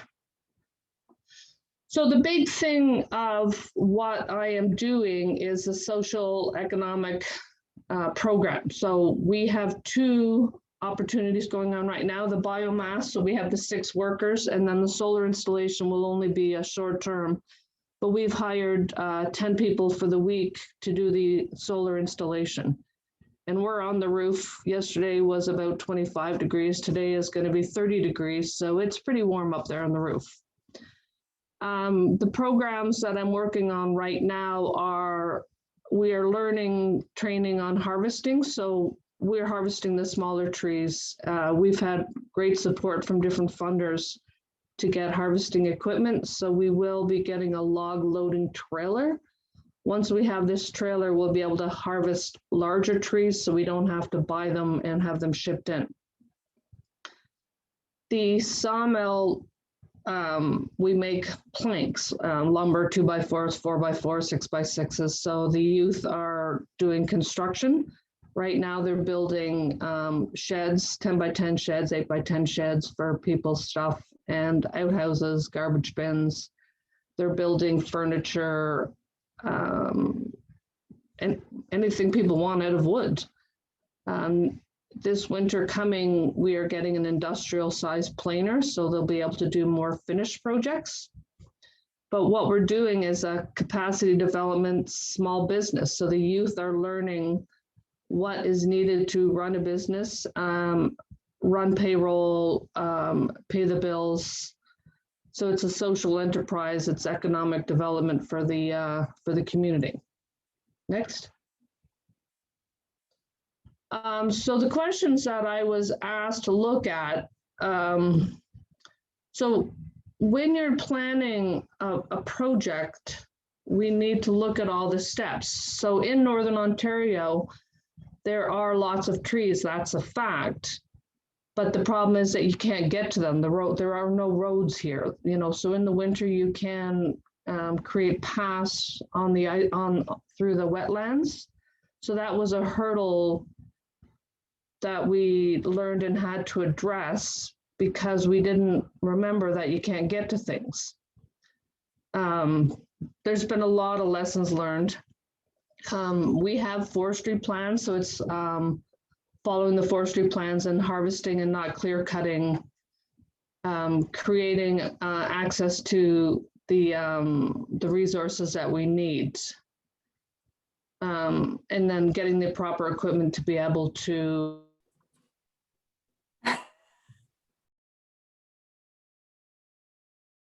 About 5 seconds, Barb, and everybody will have returned. Great, thanks, Rebecca. Lovely. Okay, welcome back, everyone. There was lots of activity happening on your murals. I'm hoping you had a good opportunity to learn from each other in the discussion that we've just had. The murals are staying live and active, so if you need to add a few more ideas or do a little more tidy up there, your space, feel free to do that. For simplicity's sake, and also just to afford us a chance to kind of learn from each other, I think I'd like to ask the facilitators or the note takers or your delegate to just share with us a few of the highlights, or maybe 1 or 2 of the best practices. We won't share your murals because there's a lot of content on there. It will be just too hard to read on the screen, but we'd love to hear sort of the arc or the storyline or the key takeaway from your groups. And I haven't checked in to see, but I was just going to go in numerical order, which would mean Martin from the European group would go first, followed by Daniela, then Bruno, then Jean, and then Connie. So just as a heads up, Martin, are you okay? And we'll we'll just have you speak to the main ideas from your group. Yes, of course, I'd be happy to. I'll try to do it in 2-3 minutes. So we first had for inspiration presentation by Be Ufa. quiet, Martin. Sorry? You're bit quite quiet. Is there any Oh. way to up your sound at all? It seemed to work fine just during the breakout group, so I'm not That's sure what's better wrong. now. Better now, Cool. just speaking up a little bit. Okay, so we had a very nice presentation from Ufa to break the ice, and he explained about the Danish case study, where he explained that basically European agriculture is highly contested, that we are not fixing enough carbon, that we're leaking nitrogen, and by switching to nitrogen fixing crops like grasses, clover, alfalfa, etc., we could both increase the overall yield and also fix several other environmental problems related to current agricultural systems, but we would also need new biorefineries, new concepts to not just get food and feed out of these systems, but also high value products, C5 and C6 sugars, etc., etc. And then basically during the breakout session, I think what came out was that best practices focus on the one hand side on improving current agriculture, for example, using more precision agriculture, reducing pesticides and using biological control, making better use of residues such as olive tree prunings, etc., and basically improve current systems, and at the same time also move to different land use systems such as intercropping or mixed species, but that would really mean already more, let's say, stronger changes to the current system. So there is still a lot of low-hanging fruit. When it comes to enablers, I think we concluded that policies can be an enabler when they're there, and at the same time, when they're missing, they're also one of the biggest barriers, together with, let's say, perverse subsidies for still fossil fuels. We had a very interesting example from Brazil, from Glossia, who told that there's, since last year, a stock market for carbon credits by sugarcane ethanol producers, or also sugarcane and maize and biodiesel producers, and also biomethane producers who could sell their CO2 credits, including also soil carbon accumulated on the stock market, with astonishing results: 16 million tons of CO2 traded at an average price to $5 to $10 per ton. So this is one of the clear examples where, let's say, a market instrument can actually help enable sustainable agriculture. And Glossia explained that also this tool could not only capture carbon, but could in the future also, for example, have water and other externalities included. So this could actually be a very interesting instrument to explore further, also in the European context, to enable sustainable agriculture concepts. I'll leave, there's plenty more to tell, but that's my highlight I picked. Those are great, Martin. Thank you for a great summary and capturing your discussion so well. Thank you. Daniela, I'll turn to you from the African Focus Case Study Group. So Daniela, you're up, and then Bruno, you'll be next. Yeah, thank you very much. Our group was talking, or had a case study which was described by Floor for South Africa, and it was about clear cutting of invasive species, or clearing from invasive species, and what to do with this biomass, which is, for example, pine or eucalyptus or other trees. And it was very interesting, and the idea was there to use it as for electricity market. And by accident, we had also Annette in the group. She told about comparable case studies in our best practices in Australia. And there's also discussed to make biochar of it. So we had more or less the chance to have two regions with some comparable and, of course, some not so comparable issues. What are the chance is to, let's say, and our first, let's go a step back. Our first question was, how should we classify this material? Is it from agriculture? Is it from forest? Or is it waste? Because the idea is to get rid of the material, which is classical waste definition. And so what comes out in this discussion is, yes, it is a waste, but it has clear land use aspects, especially if you discuss what to do afterwards with this land. And this question, can you really come up with a complex integrated policy, which also includes this, what is done, should be done afterwards? A clear story for the future is maybe one of the potential barriers. But let's start with the enablers. We have clearly seen that we talk about a portfolio of policy measures here for water policy. The need of water is one of the reasons why this invasive species should be cleared. There's also should be a clear land clearing policy. Job creation might contribute. This was not, there's additional need to better understand. And the typical greenhouse gas emission reduction systems, like also Martin named it, CO2 prices, etc., can be an additional aspect, but might not change the show completely, because they are these value changes are comparable expense. This leads us directly to the barriers.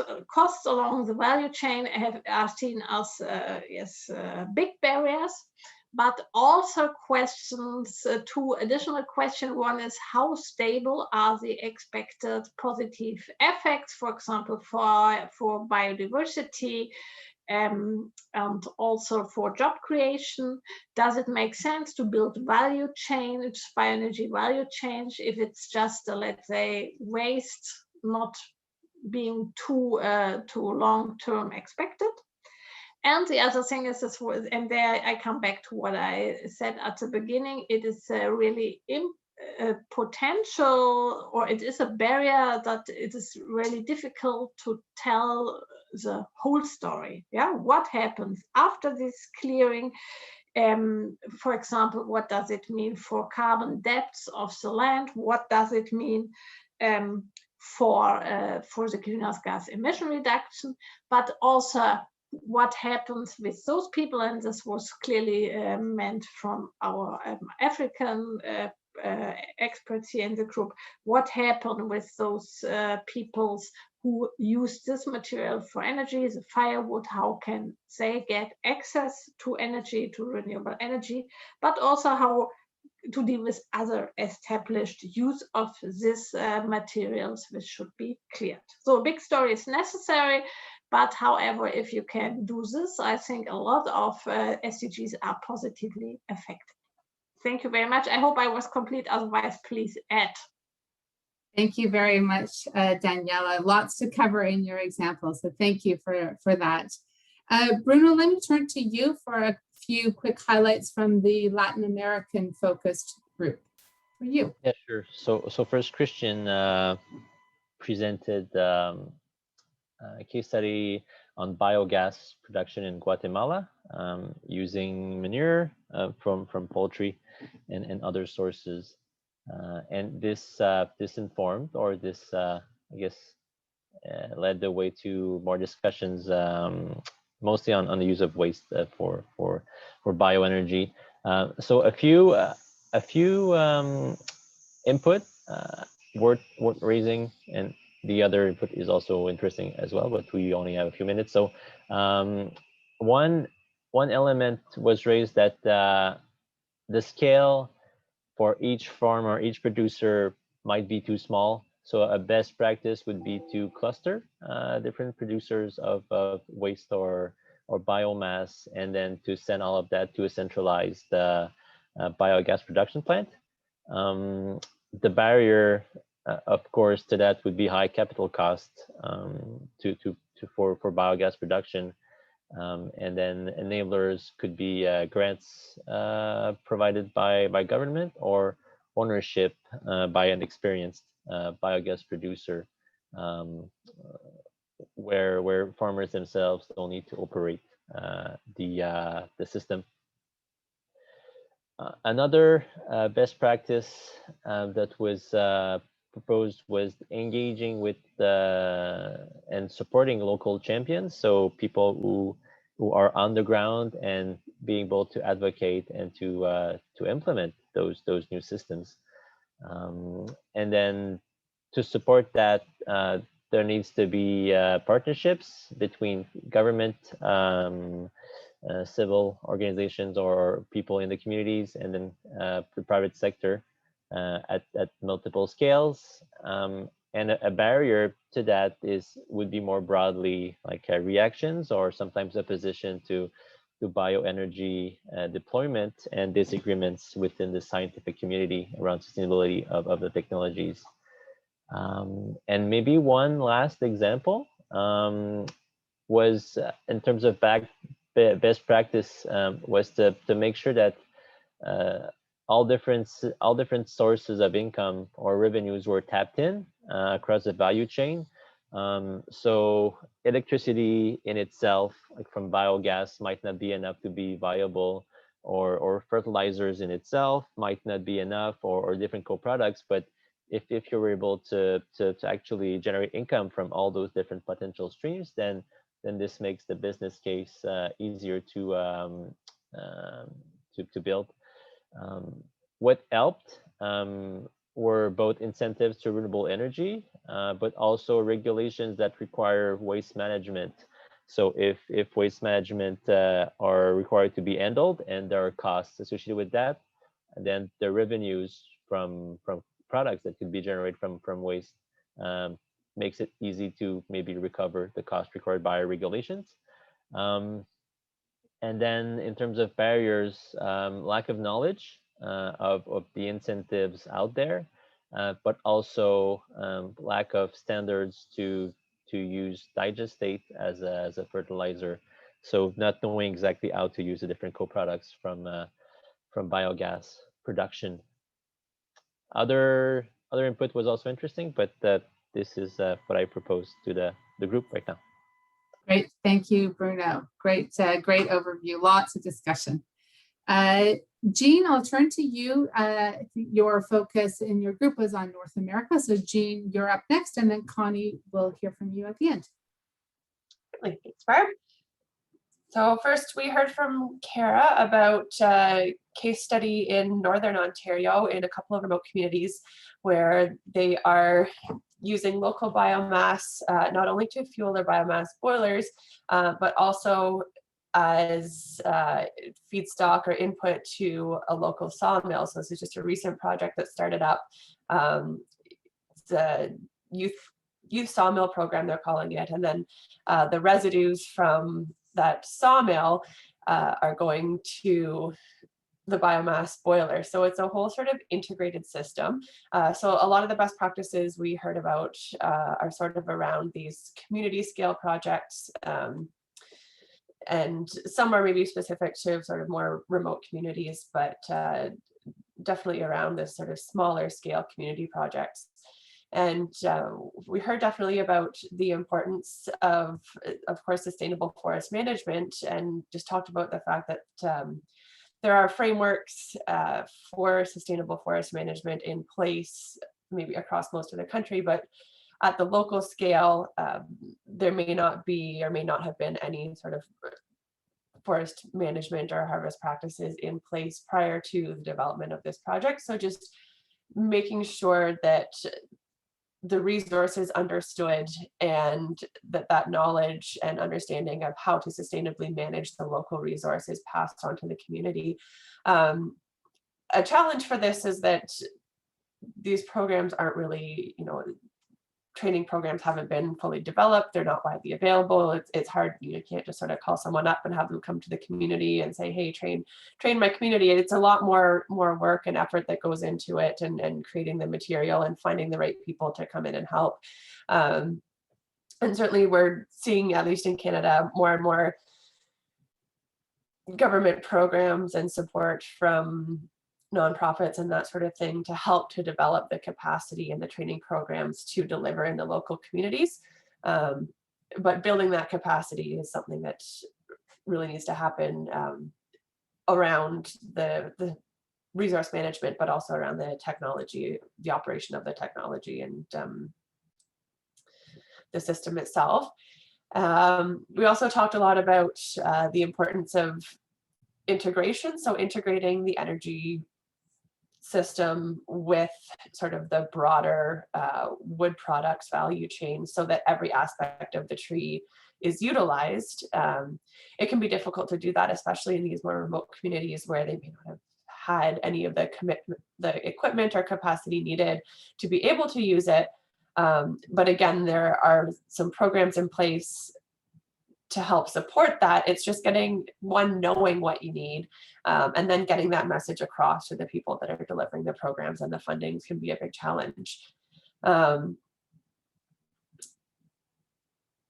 And I guess one of the other thing we talked about was just the fact when sort of looking at energy systems in remote communities, the easiest thing to do, which in this case, maybe just delivering energy via diesel generator, doesn't always deliver all the sort of multiple benefits. So looking at planning your energy system from the perspective of not just generating energy, but integrated planning to also look at the other and consider the multiple benefits that it can provide, that the energy system can provide, and thinking about that when developing it so that the multiple benefits that could be provided are realized. And I think there's lots of other things we talked about, but I'll stop there and let the next person go. Awesome. Thanks, Jean. I know it's so hard to summarize all of that rich content, so thank you for doing that so well. So last overview, Connie, I'll turn to you from the group that was focused on more Asian regional approach. So over to you, Connie, from highlights from your group. Thanks, Barb. So we had at the beginning of our group, we had a presentation from Lucky, which is a case study from Sri Lanka, where she has a private sector company linking smallholders with industry using biomass from a tree called Gliricidia, which can be used coppice in smallholder farmers as a cover tree or also as a hedge tree. And this can provide multiple benefits, not only environmental, but social and economic for the smallholders. And kind of flowing on from some of those co-benefits that she mentioned, we then had a discussion about obviously some of the other best practices that we had, and some of the barriers and the enablers to those. And I think there were some really some core themes that came up. So instead of going through any of the specific best practices that we have, I'm going to just go through some of those themes. So one of the things that Lucky emphasized in her presentation was the importance of funding and the difficulties with funding, and how that can be a big barrier to a lot of best practices. And so we also discussed how de-risking of investment can be important as an enabler for a lot of these best practices. Private sector engagement sometimes can be useful with that. We also talked about engagement of stakeholders and smallholder farmers. Obviously, this is very, very relevant for the best practice that we heard from Lucky in Sri Lanka, but also some of the other ones that we heard from in our group, and how that is really important as not only a best practice in itself, but also an enabler for a lot of the best practices that we talked about. But a related barrier to that was the lack of capacity or the need for training in a lot of cases when engaging with smallholder farmers or other stakeholders. Some of the other points that we discussed were some of the barriers in terms of the competing uses for biomass, which can sometimes create high prices or lack of availability of biomass. And another barrier being the barriers to entry in some cases for developing best practices due to certification requirements, like large certification requirements that can remove smaller groups from the market. And then a couple of the other enablers that we had were the environmental benefits of the best practices and how they can enable those, specifically talking about what we were discussing with Lucky's best practice, how the Gliricidia has very strong co-benefits in terms of improving water quality. And then one point that I wanted to bring up that was very similar to the first group, to Martin's group, talking about the policy framework and how that can be both an enabler or a barrier, depending on whether it's a strong policy framework that supports the best practice or not. So I think these were the main themes from our group, but if anyone from the group would like to write in the chat if I've missed any core points, then please go ahead. Thanks very much. Great, thank you so much, Connie. And a big thank you to all of the breakout group leaders and their support crew that was with them. And also a really big thank you to the presenters that shared their expertise in each of the breakout groups. It was interesting as the report backs were happening, lots of similarities and lots of themes starting to emerge. So thank you for sharing those. At this time, I'm going to move us to the last component of our workshop, which is a final panel that we've gathered together here to focus on bioenergy and bioeconomy governance as it relates to SDGs. And I'd like to invite Martin to come and moderate this panel. I imagine Martin is familiar to many of you, but for those who don't know him, he's a professor for bio-based economy, energy, and resources research center at the Copernicus Institute of Sustainable Development at Utrecht University. He has co-led the IEA Bioenergy Intertask Project on measuring, governing, and gaining support for sustainable bioenergy supply chains. And he's also served as the task leader for IEA Bioenergy Task 40 until the end of 2018. He's got lots of other very relevant experience, and we're really so glad to have his expertise here to guide the conversation with this panel. And so Martin, I'll just turn things over to you to welcome the panelists, and then we'll bring everyone up together on the virtual stage. Fantastic, thank you so much. And I really look forward to this very final part of this two-day workshop. I think we have a great panel, and I think we discussed a lot about all the trade-offs, and we just heard that policies especially can both be a barrier and an enabler. So I think this last session on how can bioenergy and bioeconomy governance framework support the implementation of the SDGs fits it very well at the very end. So I would like to ask all the panelists to briefly introduce themselves, and I propose we do it in the order of the screen. So Uwe, Warren, Michaela, Anna, and last but not least, Paolo, please let's tell you in 1 minute who you are.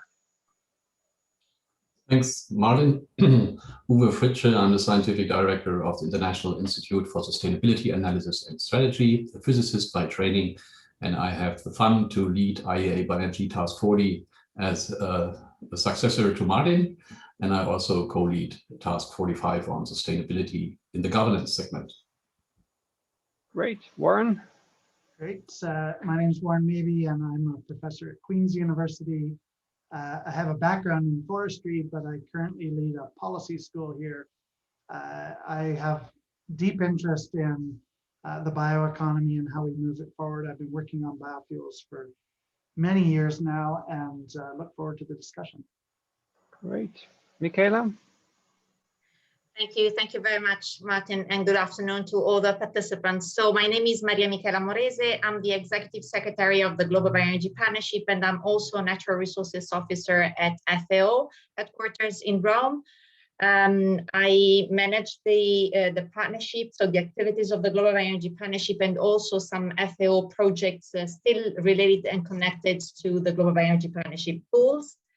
And I have 20 more years experience on bioenergy, environment, and climate change in the UN, but also in the government. Over to you, Martin. Next one is Anna. Hello, good afternoon to all. My name is Anna Kojakovic. I work as a bioenergy and natural resources specialist with the energy team of FAO. My background is natural resources management and ecology. And in the last years, I've been working on projects, bioenergy projects in African countries, also Uzbekistan, and have also experience from the Western Balkan countries. Thank you. Very good. And last but not least, Paolo. Thank you. I'm Paolo Franco. I'm the head of the Renewable Energy Division at the IEA. I'm a physicist by training as well, like Uwe. And before joining the IEA, I have been working on life cycle assessment and sustainability for 15 years. Thank you. Very good. Okay, so the very first question I would like to ask to you, and I will turn around the order and start with Paolo on this. We heard a lot in the last 2 days about the different trade-offs and the SDGs. So a very first question would be to all of you, please summarize in 2 or 3 minutes. Do you think that current bioenergy governance systems are actually aligned with SDGs? And if so, what are the strong points, but also where there are clear points of improvements? Paolo, what are your thoughts on that? Before I answer directly to your question, allow me to bring it by mentioning a couple of numbers from our recently published IEA net zero emission roadmap. Because for us, this is a little bit the lighthouse of where we should be, or where we should go rather, okay? Now, I would emphasize 4 aspects of the roadmaps. First, this is a roadmap of economic growth, which create jobs and which actually leads to an increased GDP. So obviously this is linked with a number of SDGs regarding poverty and development. Second, it has an energy access for all by 2030. This is obviously very important for a number of SDGs on poverty, on hunger, on health, on gender, the 7 on renewables. The third is it implies lower level of pollution, not zero, but much better. And fourth, obviously, last but not least, it brings to net zero emission by 2050. But I wanted to emphasize all the other aspects. Now, the role of bioenergy in 2050 in this roadmap is very strong. It is about 100 exajoules over a total which is 550, which I note is lower than today. We are at 600 today, because thanks to energy efficiency, which basically makes the coupling between economic growth and energy consumption. Now, today, we are at 60 exajoules, and I'm coming to your real questions, but 25 of it's unsustainable traditional biomass. So the first question is, how do we phase this out in a decade?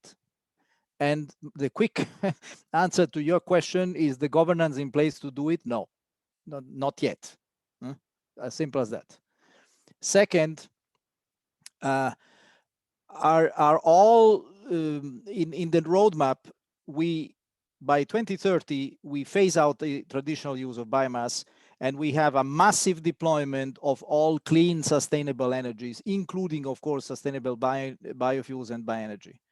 And then we call for an immense role of innovation for next generation conversion technologies, for all possible ways to minimize land use change and land use impact, and minimize all the non-desired impacts if there are. Now, all this is not yet fully in place, I would say. The governance is not there. And I would stress 2 points, and I would stop it here and then for other refinement after. One, regarding again the poorest parts, the COVID crisis has hit in a very asymmetric way. Some people who have the means have remained resilient, but the poorest parts of the world are suffering more than they were suffering before. So this is number one. And any governance should take this into account. Second, on the innovation part, we need much more innovation, but there is a big hole Finance is absent. Bioenergy for the finance world equal risk, high risk, very non-transparent, very ambiguous. Some think this is really truly sustainable, unsustainable. Now, we need to address these things more in detail, and happy to go more in detail afterwards. I would stop it here. Fantastic, Paolo. I would like to ask Michaela to reflect on that. I think, of course, with GBEP, you have a long-standing experiences in developing bioenergy and bioeconomy frameworks, but these are new aspects. COVID is new, and of course, finance we know for a longer time, but it's still a major issue. So, can the GBEP framework help? Thank you, Martin. Yes, and I will also develop a bit on what Paolo also mentioned, because it was stimulating the thinking. Of course, so the Global Bioenergy Partnership has developed a set of sustainability indicators in order to facilitate the sustainable development of bioenergy. These are needed and useful to guide policymaking, and also because they are voluntary, they also help indirectly to harmonize sustainability of assessments and also policies. But it's also true that an extra effort is needed in order to stimulate sustainability of bioenergy as a contributor to the decarbonization strategy. And indeed, I would like to recall the Net Zero by 2050 report that has mentioned also Paolo. The innovation, technology, and behavioral changes are mentioned as key points in order to give the deserved position and role to bioenergy to play in the context of the decarbonization strategy.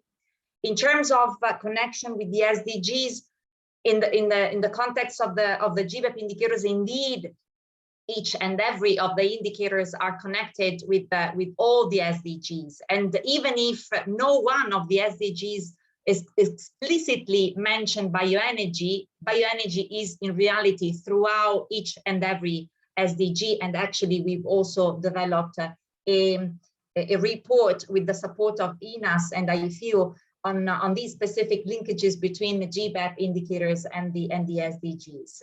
So all for now, and happy to add on top of this. Great, then I'm going to move to Warren. I think innovation was mentioned by both Michaela and by Paolo. As a university, we're always on innovation. What's your view on this, but also on the wider question?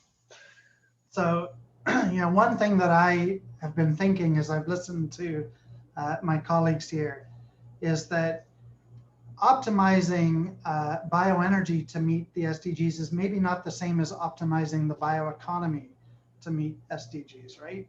The bioeconomy is bigger than just the energy piece. With the bioeconomy, we have a carbon management, carbon stewardship tool that allows us to sequester carbon and to track carbon through a lot of different products. I think that if we were to look at the bioeconomy through the lens of the SDGs, the 16 or 17 SDGs that would apply, and we tried to optimize the operation of the bioeconomy, it might look very different than if we just looked at the energy piece. And this is one of the things that I've really struggled with. So I think I said at the beginning, I trained as a forester. So I started in the forestry world thinking about trees. When I worked at FAO back in the 90s, there was only one person in the entire organization who did energy. Like there was nobody that really looked at energy. Everybody did lumber or they did pulp and paper, and that was it. We need to think about energy within the context of those other products. For the agricultural specialists on the line, we need to think about energy as a piece of the agricultural estate. But I think that we need to govern towards the SDGs from the bigger bioeconomy perspective. And that means looking at energy as an end product rather than a primary product, looking at it as a byproduct rather than a primary product, looking at it as what we do if we can't sequester the carbon or make something useful out of it. And we already do that I think we all understand that, but it looks really different as you start to put it into policy. And the innovation that we're seeing on that side, the carbon sequestration side, is really exciting. Clear. Uwe, moving to IA Bioenergy. I think this organization has struggled a little bit with its name in the last few years because we are moving towards the bioeconomy. And so we will have to put it in a wider perspective, but perhaps also reflecting from a European perspective, we have a quite strong, I would say, governance framework in the form of the Renewable Energy Directive on bioenergy, which of course also having its spillover effects on the bioeconomy. How do you see these developments? Thanks, and also thanks to Warren for bringing this up. First of all, some of the problems we have in the governance of bioenergy is exactly from this narrow view, that some effects are outside of the scope of the bioenergy, right? Displacement in the agricultural sector, missing cascading or low efficiency and so forth. So clearly, conceptually, the bioeconomy is the right focus, and we have discussions in the GBEP and discussions in IEA Bioenergy and in the BioFuture platform and many other places to have a conceptual framework of the bioeconomy, which makes things much easier to think through and actually reduces some of the trade-offs. On the other hand, it's nearly impossible to implement on the policy side. That's the real trade-off. We have looked into the governance, and we are continuing looking into the governance. We will release a paper as part of our IEA Bioenergy work together with the GBEP colleagues on the governance of the bioeconomy and bioenergy. And you see that the fragmentation, the non-integration is a reality, and giving the non-innovation of after the SDGs, right, on the policy level. We have the traditional 18th, 19th century policies with lines, sectors, and so forth, and stakeholders organized along those lines and sectors. And the integration piece we can conceptualize. Again, it's great, indicators, monitoring, all that, but the implementation of policies which are integrated is a major challenge. And that allows NGOs to piggyback on this fragmentation and highlight some issues here and others. So I think that's one of our kind of weaknesses we have. The strength, on the other hand, is that whatever we do in the bioeconomy, we can improve on the SDGs. And one of the lessons I learned personally during the last years is the hope we had in 2016, 17, 18, that the SDGs would be a vehicle to improve the governance on this broader scale, more integrated views, hasn't actually been a good thing, right? We have very few evidence. There are countries which do that, don't misunderstand me. They exist, but they are not the major players. It's not mainstream. And that's why I think we can, as we discussed briefly yesterday in the workshop, the SDGs are a good language, they are a good umbrella, but they are not a vehicle where we can drive with in terms of safeguarding or improving the positive impacts.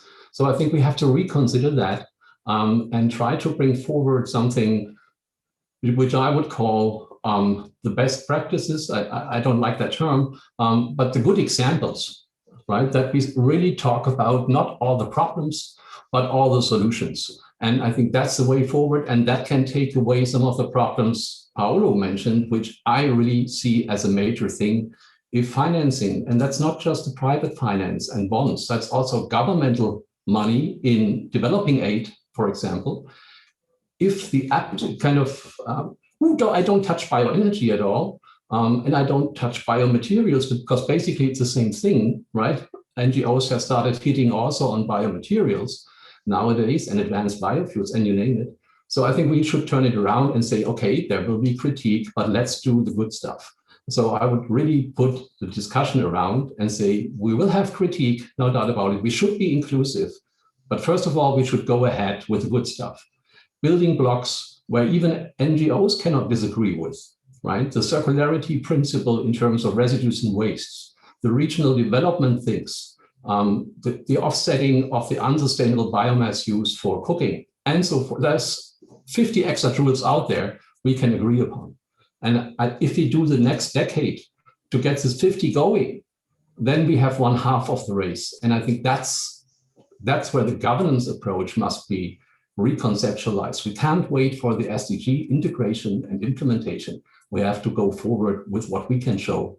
And always show and showcase that the SDGs are positively linked, and be aware of the trade-offs, but not get hampered by the negative trade-offs. I think that's my lessons learned I put on for the discussion here. Very good. Last but not least, Anna, we just heard from Warren that 30 years ago, there was only one person working on energy in FAO. That for sure has changed. I think in the meantime, it was in between food versus fuel and food and fuel. What's the FAO perspective on this topic? Definitely from my experience, I would like to confirm and agree with what was said earlier.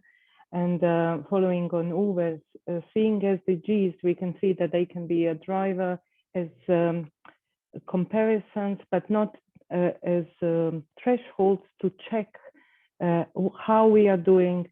And what was said earlier, always putting things into local and country specifics and context. As I said earlier, we are working a lot in developing countries in Africa. What we see there is often the lack of information, the long-term data that can support stable and positive policies. So what is happening is that often the targets are ambitious, but then they are not supported by evidence. One example, recently we did a survey study on the use of crop residues in Zambia. What we saw is that high amount and high shares are already being used for material purposes.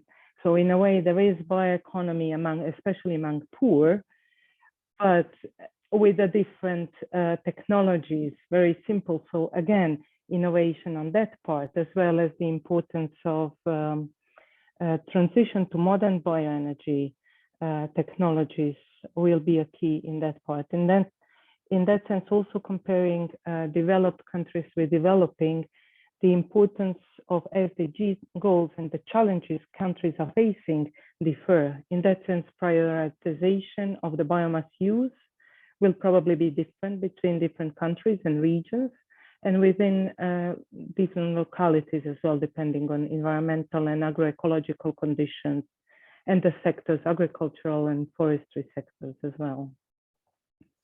Thank you. I would like to have a second round of opinions on the topic, and then we will also open up the floor to the audience and pick some questions from the chat. So please continue adding content there. One thing I would like to hear your opinions on is we heard about, let's say, the wider bioeconomy. We also heard that we need to take into account the local context. And at the same time, we're facing the reality of global markets, of global trade increasing, and that governance frameworks, which are perhaps designed, for example, as the RD2 for specific end use and for primarily a specific geographic region, having its impacts also onto other regions. So we are facing, on the one hand side, the need for regional specific solutions, also for targeted end sectors, and at the other hand, a globalized world. How can we deal with this dilemma? Who would like to go first on this? Uwe? Yeah, and I would like to show you one picture, if you allow me to. It's just one slide, which hopefully gives you an idea. How can I do that?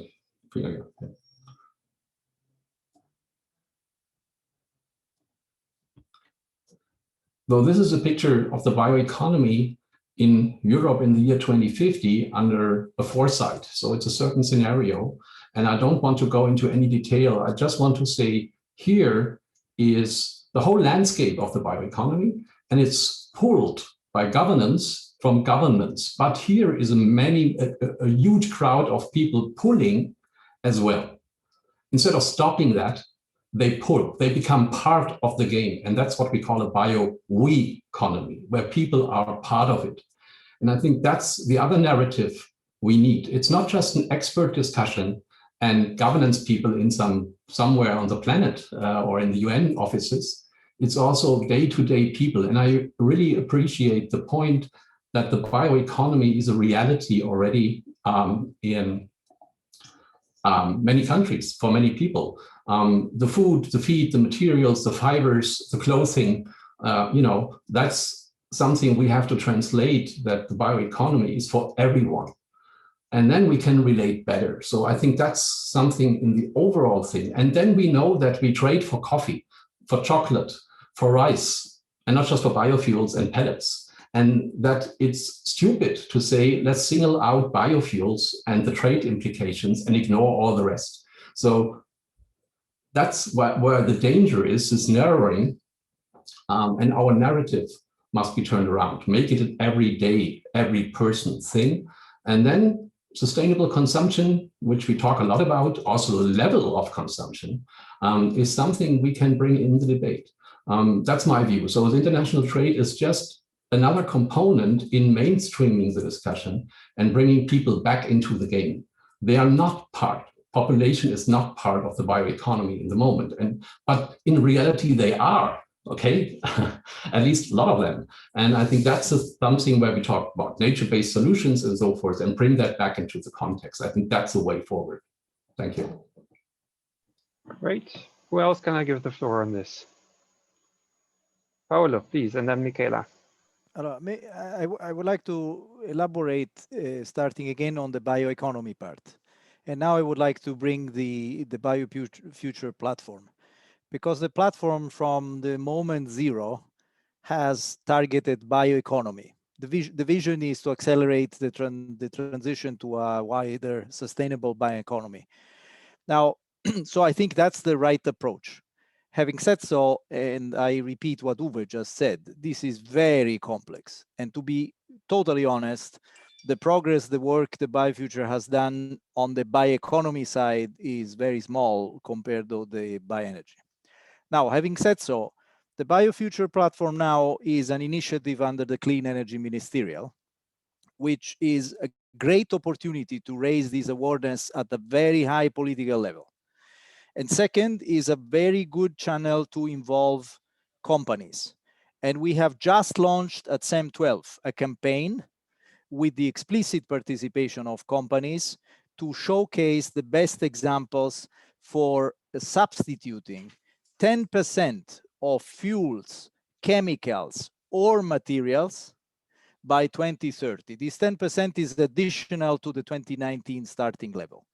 And we think that bringing just already these good examples, this can trigger the narrative of what really matters, which is in the end, the best use of a precious resource, biomass, and the highest efficiency of carbon, because that's actually what we should be speaking about. Now, of course, this is very complex, but I think we will get there. And as I had the chance to say in a couple of other contexts, we are starting a work on sustainability, a working group. Actually, the first meeting was 2 days ago. And we would like to bring a coalition really of the willing. First of all, GBEP and the TCP, and I really congratulate for all the work that you are doing. But then, of course, also IRENA, FAO, UNEP, even the International Standard Organization is very interested in that, and that could be then a further development. But most importantly, we want to bring to the table the skeptics. IASAC, one of the strongest criticizers of IEA Bioenergy TCP. We want to bring then finance, the big finance, and say, look, not everything is unsustainable here. And basically, without going very much into detail, I think we will try to structure the discussion along 3 pillars to try to clusters. First, is there space where we can agree on something, even with the skeptics? Starting to say that biomass is constrained and is precious. It's not that the community does not see that. Can we try to identify these best uses of biomass and conclude on some degree of consensus there? Then another part are other parts where there is a low degree of controversy, and then there are other parts which are highly controversial. We will fix them a little bit more. But if we came with a process in the next 12 months, bringing the stakeholders to the table and trying also to have a first estimate of what is the exajoules equivalent of these, something where we can agree, that would be a big step forward. And I really invite you all in this process. Thank you. Very well noted. And I think indeed a dialogue also with the skeptics of bioenergy or bioeconomy at large would be much needed to lower barriers and come to consensus. Michaela. Thank you. I would also like to make a couple of considerations, one on the bioeconomy side and the other one on the RED2 and biomass from other countries. So regarding bioeconomy, well, of course, we cannot look at bioenergy in isolation. The overall demand for biomass is growing for food, feed, fuel, fiber. And of course, as demand increases, so too do the pressure on the natural resources base and on ecosystem services. So of course, we cannot see bioenergy in isolation. It's also true that we have to take into account the trade-offs, as also Uwe was mentioning, and synergies between the different demands. And of course, the integration, as Uwe was mentioning, is key. So integrating biomass conversion for multiple purposes using innovative approaches could have synergistic effects, of course. Then on the side of the other part of your question regarding RED2 and the biomass which is sourced from the south, let's say from other developing countries, I would like to share the experience of the measurement of the GBP indicators in Indonesia on palm oil. So it's a very delicate issue, but something that we have very much understood from the measurement of the GBP indicators on the value chain of palm oil in Indonesia is that there is a huge, enormous room for improvement.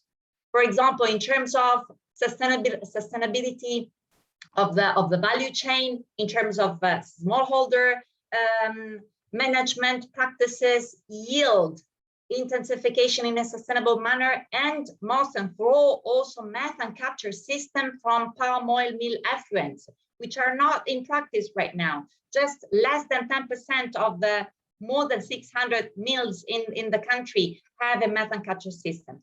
So this is a kind of an appeal and a message not to look at the banning as the solutions, but as to see at the range of intervention potentials to improve the sustainability in order to have a complete sustainable development of bioenergy.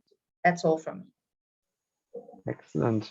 Anna and Warren, please let me know if you would also like to comment on this. Well, I would like to build on what Michaela just said, looking from these experiences and then from the angle of governance. I see also that SDGs and these experiences can help us integrate the different sectoral governance, for example, energy and environmental governance in the sense of waste management, for example, and then bring these positive effects at the base front, and then in that sense show how does it reflect to, for example, profitability of bioenergy and bioeconomy, which now seems as a risky investment for maybe private sector, and here find a room for investing, for inviting financial institutions to see this area as positive positive effects and trade-offs, which can also support SDGs like the no poverty, zero hunger, and the other parts. Thank you. Maybe I can jump in. You know, one of the things that I often think about when I look at the SDG frameworks and the Millennial Development Goals before that, there's a lot of similarities between these and what we went through in the early 1990s when we had the Montreal process and the Helsinki process and the ITTO process. And for the non-foresters online, these were about sustainable forest management worldwide. It was really coming up with principles So criterion indicators to help guide sustainable forest management. And at the time, you know, it was groundbreaking and innovative and quite magical, actually, the way that these criterion indicators could be imposed on systems to help us assess the sustainability of very different forestry operations, like all the way from the boreal forest to the tropical forest. There was lots of different things that happened. The really magical thing about SDGs, I think, is that it gives us a new framework that we can work with that goes well beyond forestry or biomass systems. You know, it touches on all of the social and economic systems that are out there. And by recasting a lot of what we've already done in the biomass system and recasting it through that lens, we can better communicate the values and the benefits that come along with the bioeconomy. And so I know this isn't really answering your question, Martin, but I'm just taking latitude here. I think that there's a real opportunity now to show how the bioeconomy and bioenergy as a piece of that can contribute to a whole variety of these goals that can help us make this transition and can help support a lot of other sectors, because there are so many integrated pieces here. So that's where I get excited. Great, thank you. Now, this wouldn't be called a workshop if we also wouldn't put the audience a little bit back to work. And so I would like to use the last 10-15 minutes remaining of this panel debate, getting a few of the comments from the chat in. And I think if Uffe is online, I think you earlier pointed out the challenge of reducing 20 exajoules of unsustainable biomass as an immense challenge. Can you put that into question to Paolo and the others, how to do that? Yes, it's just that I totally agree, of course, but I think it's an immense challenge because I've seen so many developments of more efficient cooking stoves. I see the main problem as poverty, and when we reduce poverty, we will be able also, I think, to increase efficiency of the users. So that's the way to go. But I think to do that by 2030 is ambitious.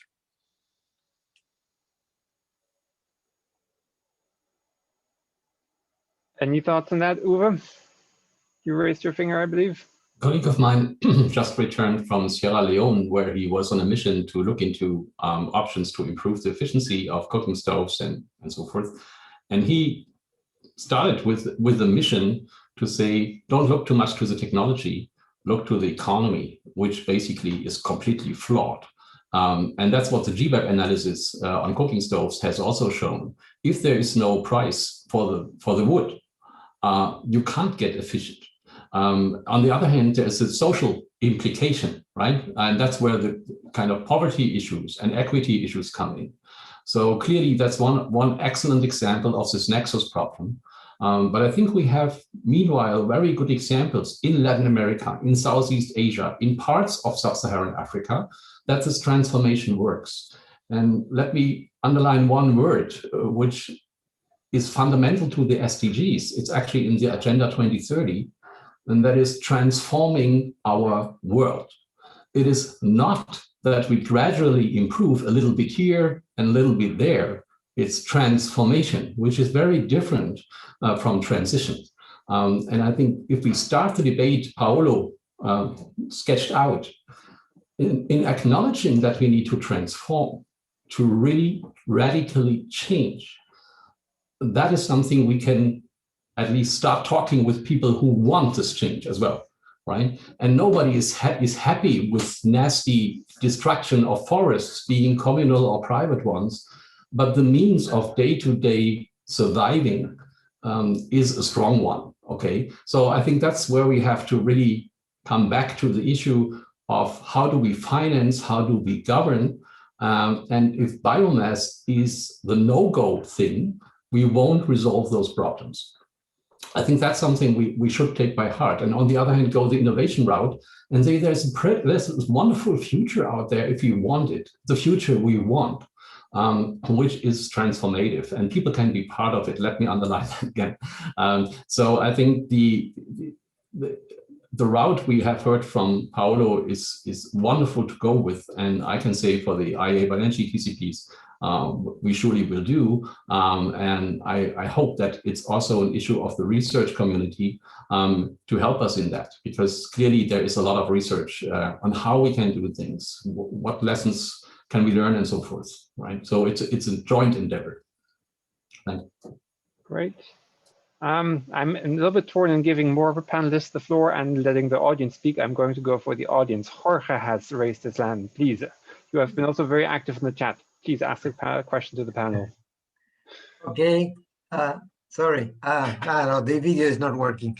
Nice to see you. Some of my friends in Europe there.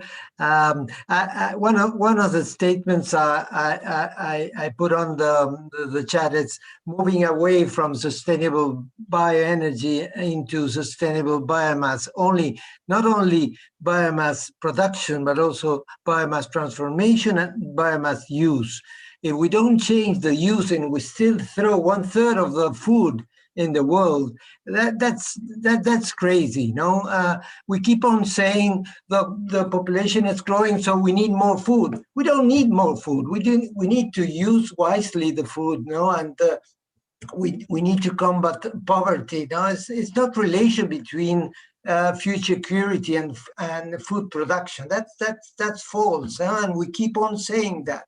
And so we need to make these changes. And I completely agree with Uwe regarding the bioeconomy point of view will change this sector view we have. No, we have energy, we have food, we have, and everything is in struggle between one another. And that's not true. No, on the same biorefinery, we have food, we have feed, we have fuel, we have everything out there. So it's not a matter of fighting between sectors, but as Paolo, it's a tradition, no, and the governments are building this sector view, no, and hopefully these new technologies and smart intelligence and algorithms will help us change these structures we have in our minds. Thank you. Anyone who would like to respond briefly to Jorge? And otherwise, I will give the floor to Cyriac, but I'm just going to look at the panelists. Well, Paolo? Just 10 seconds. And first, I like very much your background, Jorge. But now, there is one aspect in the net zero emission roadmap that we highlight. There will be the collaboration of all ministries at a level which is unprecedented. The transition will have to be led by ministries of finance, not by the Ministry of Energy or Environment. And when it comes to poverty, and when it comes to Africa and the unsustainable biomass, so when it comes to development aid, this needs to become a priority for Europe to start with. Not, of course, just for Europe, for the whole world, but it's something that needs a different approach from government in a transformational way. I agree, Uwe, which has no precedence. If we don't understand that, we will continue to reason in silos and not really having the solutions. I totally agree, Jorge, with your points on food versus feed. This is one of the first things that I would like to stamp, not to stamp, I need to be more polite. Here we are recorded, to use in a diplomatic chat with the skeptics and with those who are really hard criticizers. Thank you, Paolo. I think we have one more question from the audience from Cyriac Mvolo. Yes, thank you, Martin, and thank you all panelists for the very great interaction. So many good things was said, and we learned a lot. I would like to bring a way of seeing things that is unfortunately not common in the scientific community. Warren and I were in the small group in a conversation where we heard from Cara, and Cara is one woman from one First Nation woman, and she's trying her best to bring the concept of bioeconomy, bioenergy, to push her community to well-being. And we're in Canada, Western Ontario. But here's the reality. There is no road to arrive there. There is even no sanitaries just for common use. So everything we are talking about start becoming easy to understand and to implement. Just 100, 200, 300 kilometers from there, but few kilometers later, it is another world. And we keep putting in place policies. I am from Africa. I was educated in Europe, and I'm living in Canada. So I try to see things in a very holistic way. Last time I traveled to Cameroon, my home country, I was observing as a forester how things are evolving. And here what you will see. You will see hundreds of trucks aligned on the roadside, waiting the night because they are no more allowed to travel in the day, waiting the night to start the trip. Hundreds of them. And some of you know what a creek is in that region. We are talking about monster of 2 meter diameter, 3 meter diameter. All those companies are owned by very rich people, most of the time European companies. But in my village, I am not allowed to cut a tree to build a home. And I saw that in Cara's speech earlier today.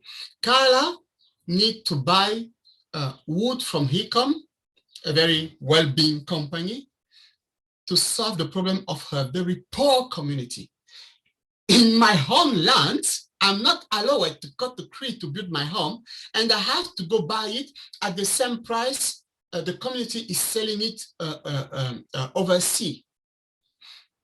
And when you try to look at the finances, most of the finances comes to UN or some international organization who want to improve the fight against illegal wood. The question is, who is doing illegal harvesting?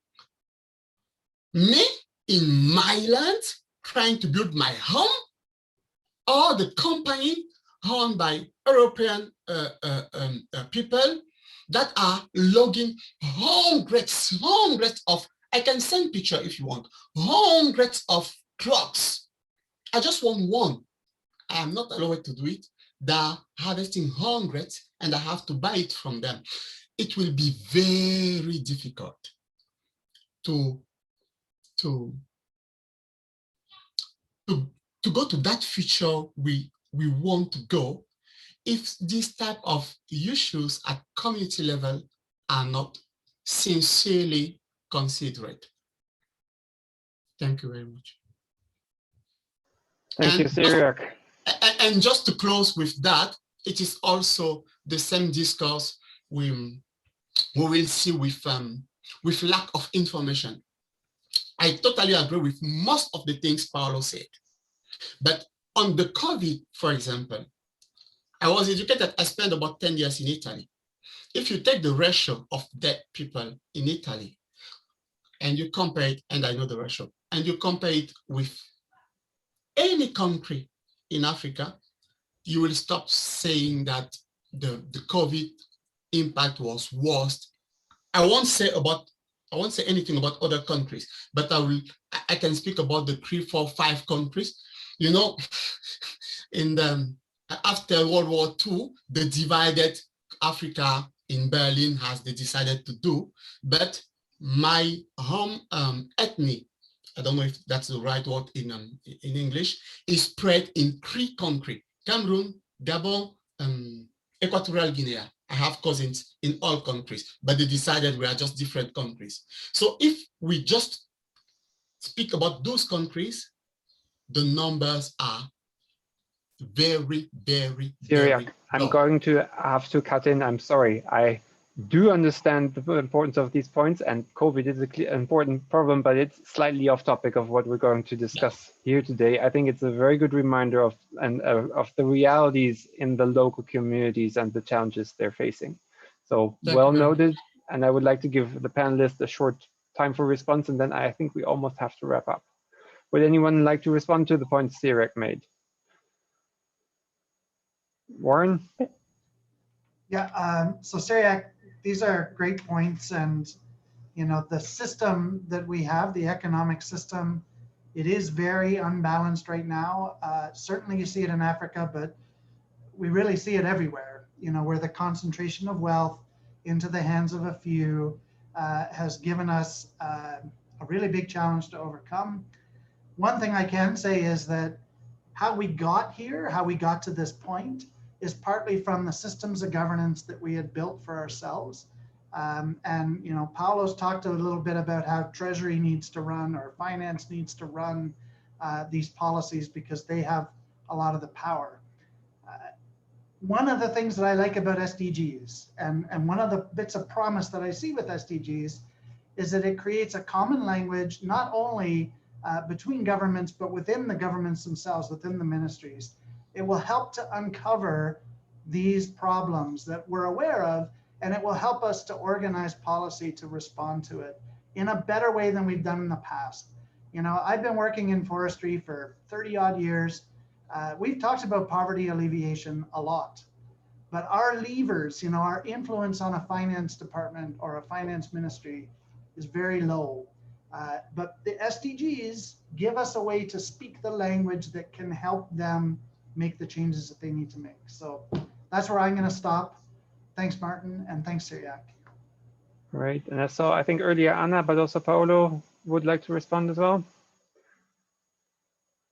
Anna, go ahead. Yeah, just to confirm, and I wanted to point out what Warren said, but also that we now have a chance to use the governance to, earlier, the importance of trade was mentioned, to regulate the trade, but also to incorporate local context and realities into the governance of bioeconomy and bringing in SDGs in overall economy of countries as well. Thank you. All right, then I will give the final word of the panel discussion to Paolo before yielding back to Bruno. Sorry, I could not hear you because my little one has decided that my time is over here. But anyway, 5 seconds. I was just going to give you the last word. You can hear the background. In 5 seconds, just to clarify with Syriac, I was speaking about the economic impacts of COVID. I'm very glad to hear if Africa has reacted with local solutions, but some of the economic impacts, unfortunately, are very bad. Sorry for the background. Now, I come back to the point. This is really a fight against poverty. It's fairness of the economy. We would need another conference on whether the globalization brought more advantages or benefits or more negative things, and probably very likely a mixture of the two. From INI perspective, I don't have a response to that. But I think it's a matter of thing, and indeed the bioeconomy angle and the SDG angle can help with this, because I totally agree with Warren. If we target the finance ministries, then we need to speak a language that they understand, not our language, their language. Great. I think a lot has been said. It's a long day at the end of the day in Europe, and for sure we're not finished here. There's lots more to continue to talk about, which I'm sure will be done in the different fora. I'd be really interested to hear about the initiative, Paulo, you mentioned earlier, also about taking the dialogue with the stakeholders. So to be continued. Unfortunately for today, the time for the panel is over. So I will yield back the floor to Bruno and then Barb for some final words, and Biljana. Thanks, Martin, and thanks to all the panelists. I think we had very good discussions today, and that could have gone on for hours, I believe, but now we have to stop, unfortunately. So I'm gonna turn it over to Biana for the closing remarks and next steps.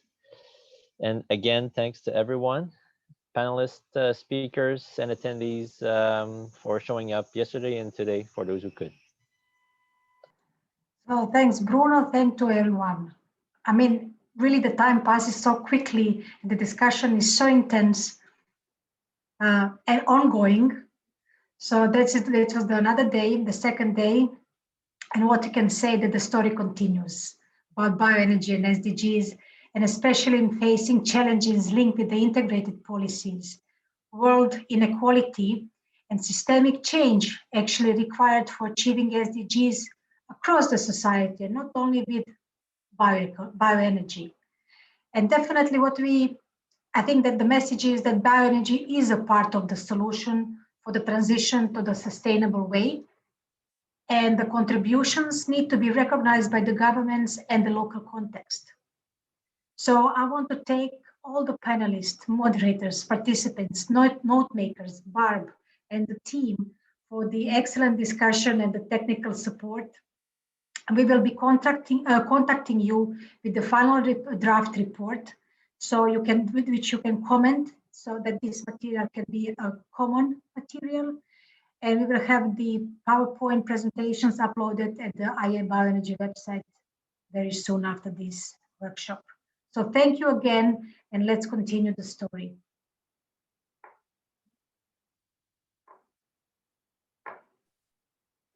Thank you, Biana. Thank you, Bruno. Enjoy the rest of your day, your evening, wherever you are. Stay well. It's been a pleasure working with you over the last couple of days. Take care. Thank you. Thank you. Bye-bye. Bye. Bye-bye. Bye-bye. Thank you for all. Bye-bye. Thank you. Thank you. Now, from Bye. the IA Secretariat, congratulations to the Bioenergy TCP once again for an excellent work. Thank you. Thank you. Bye.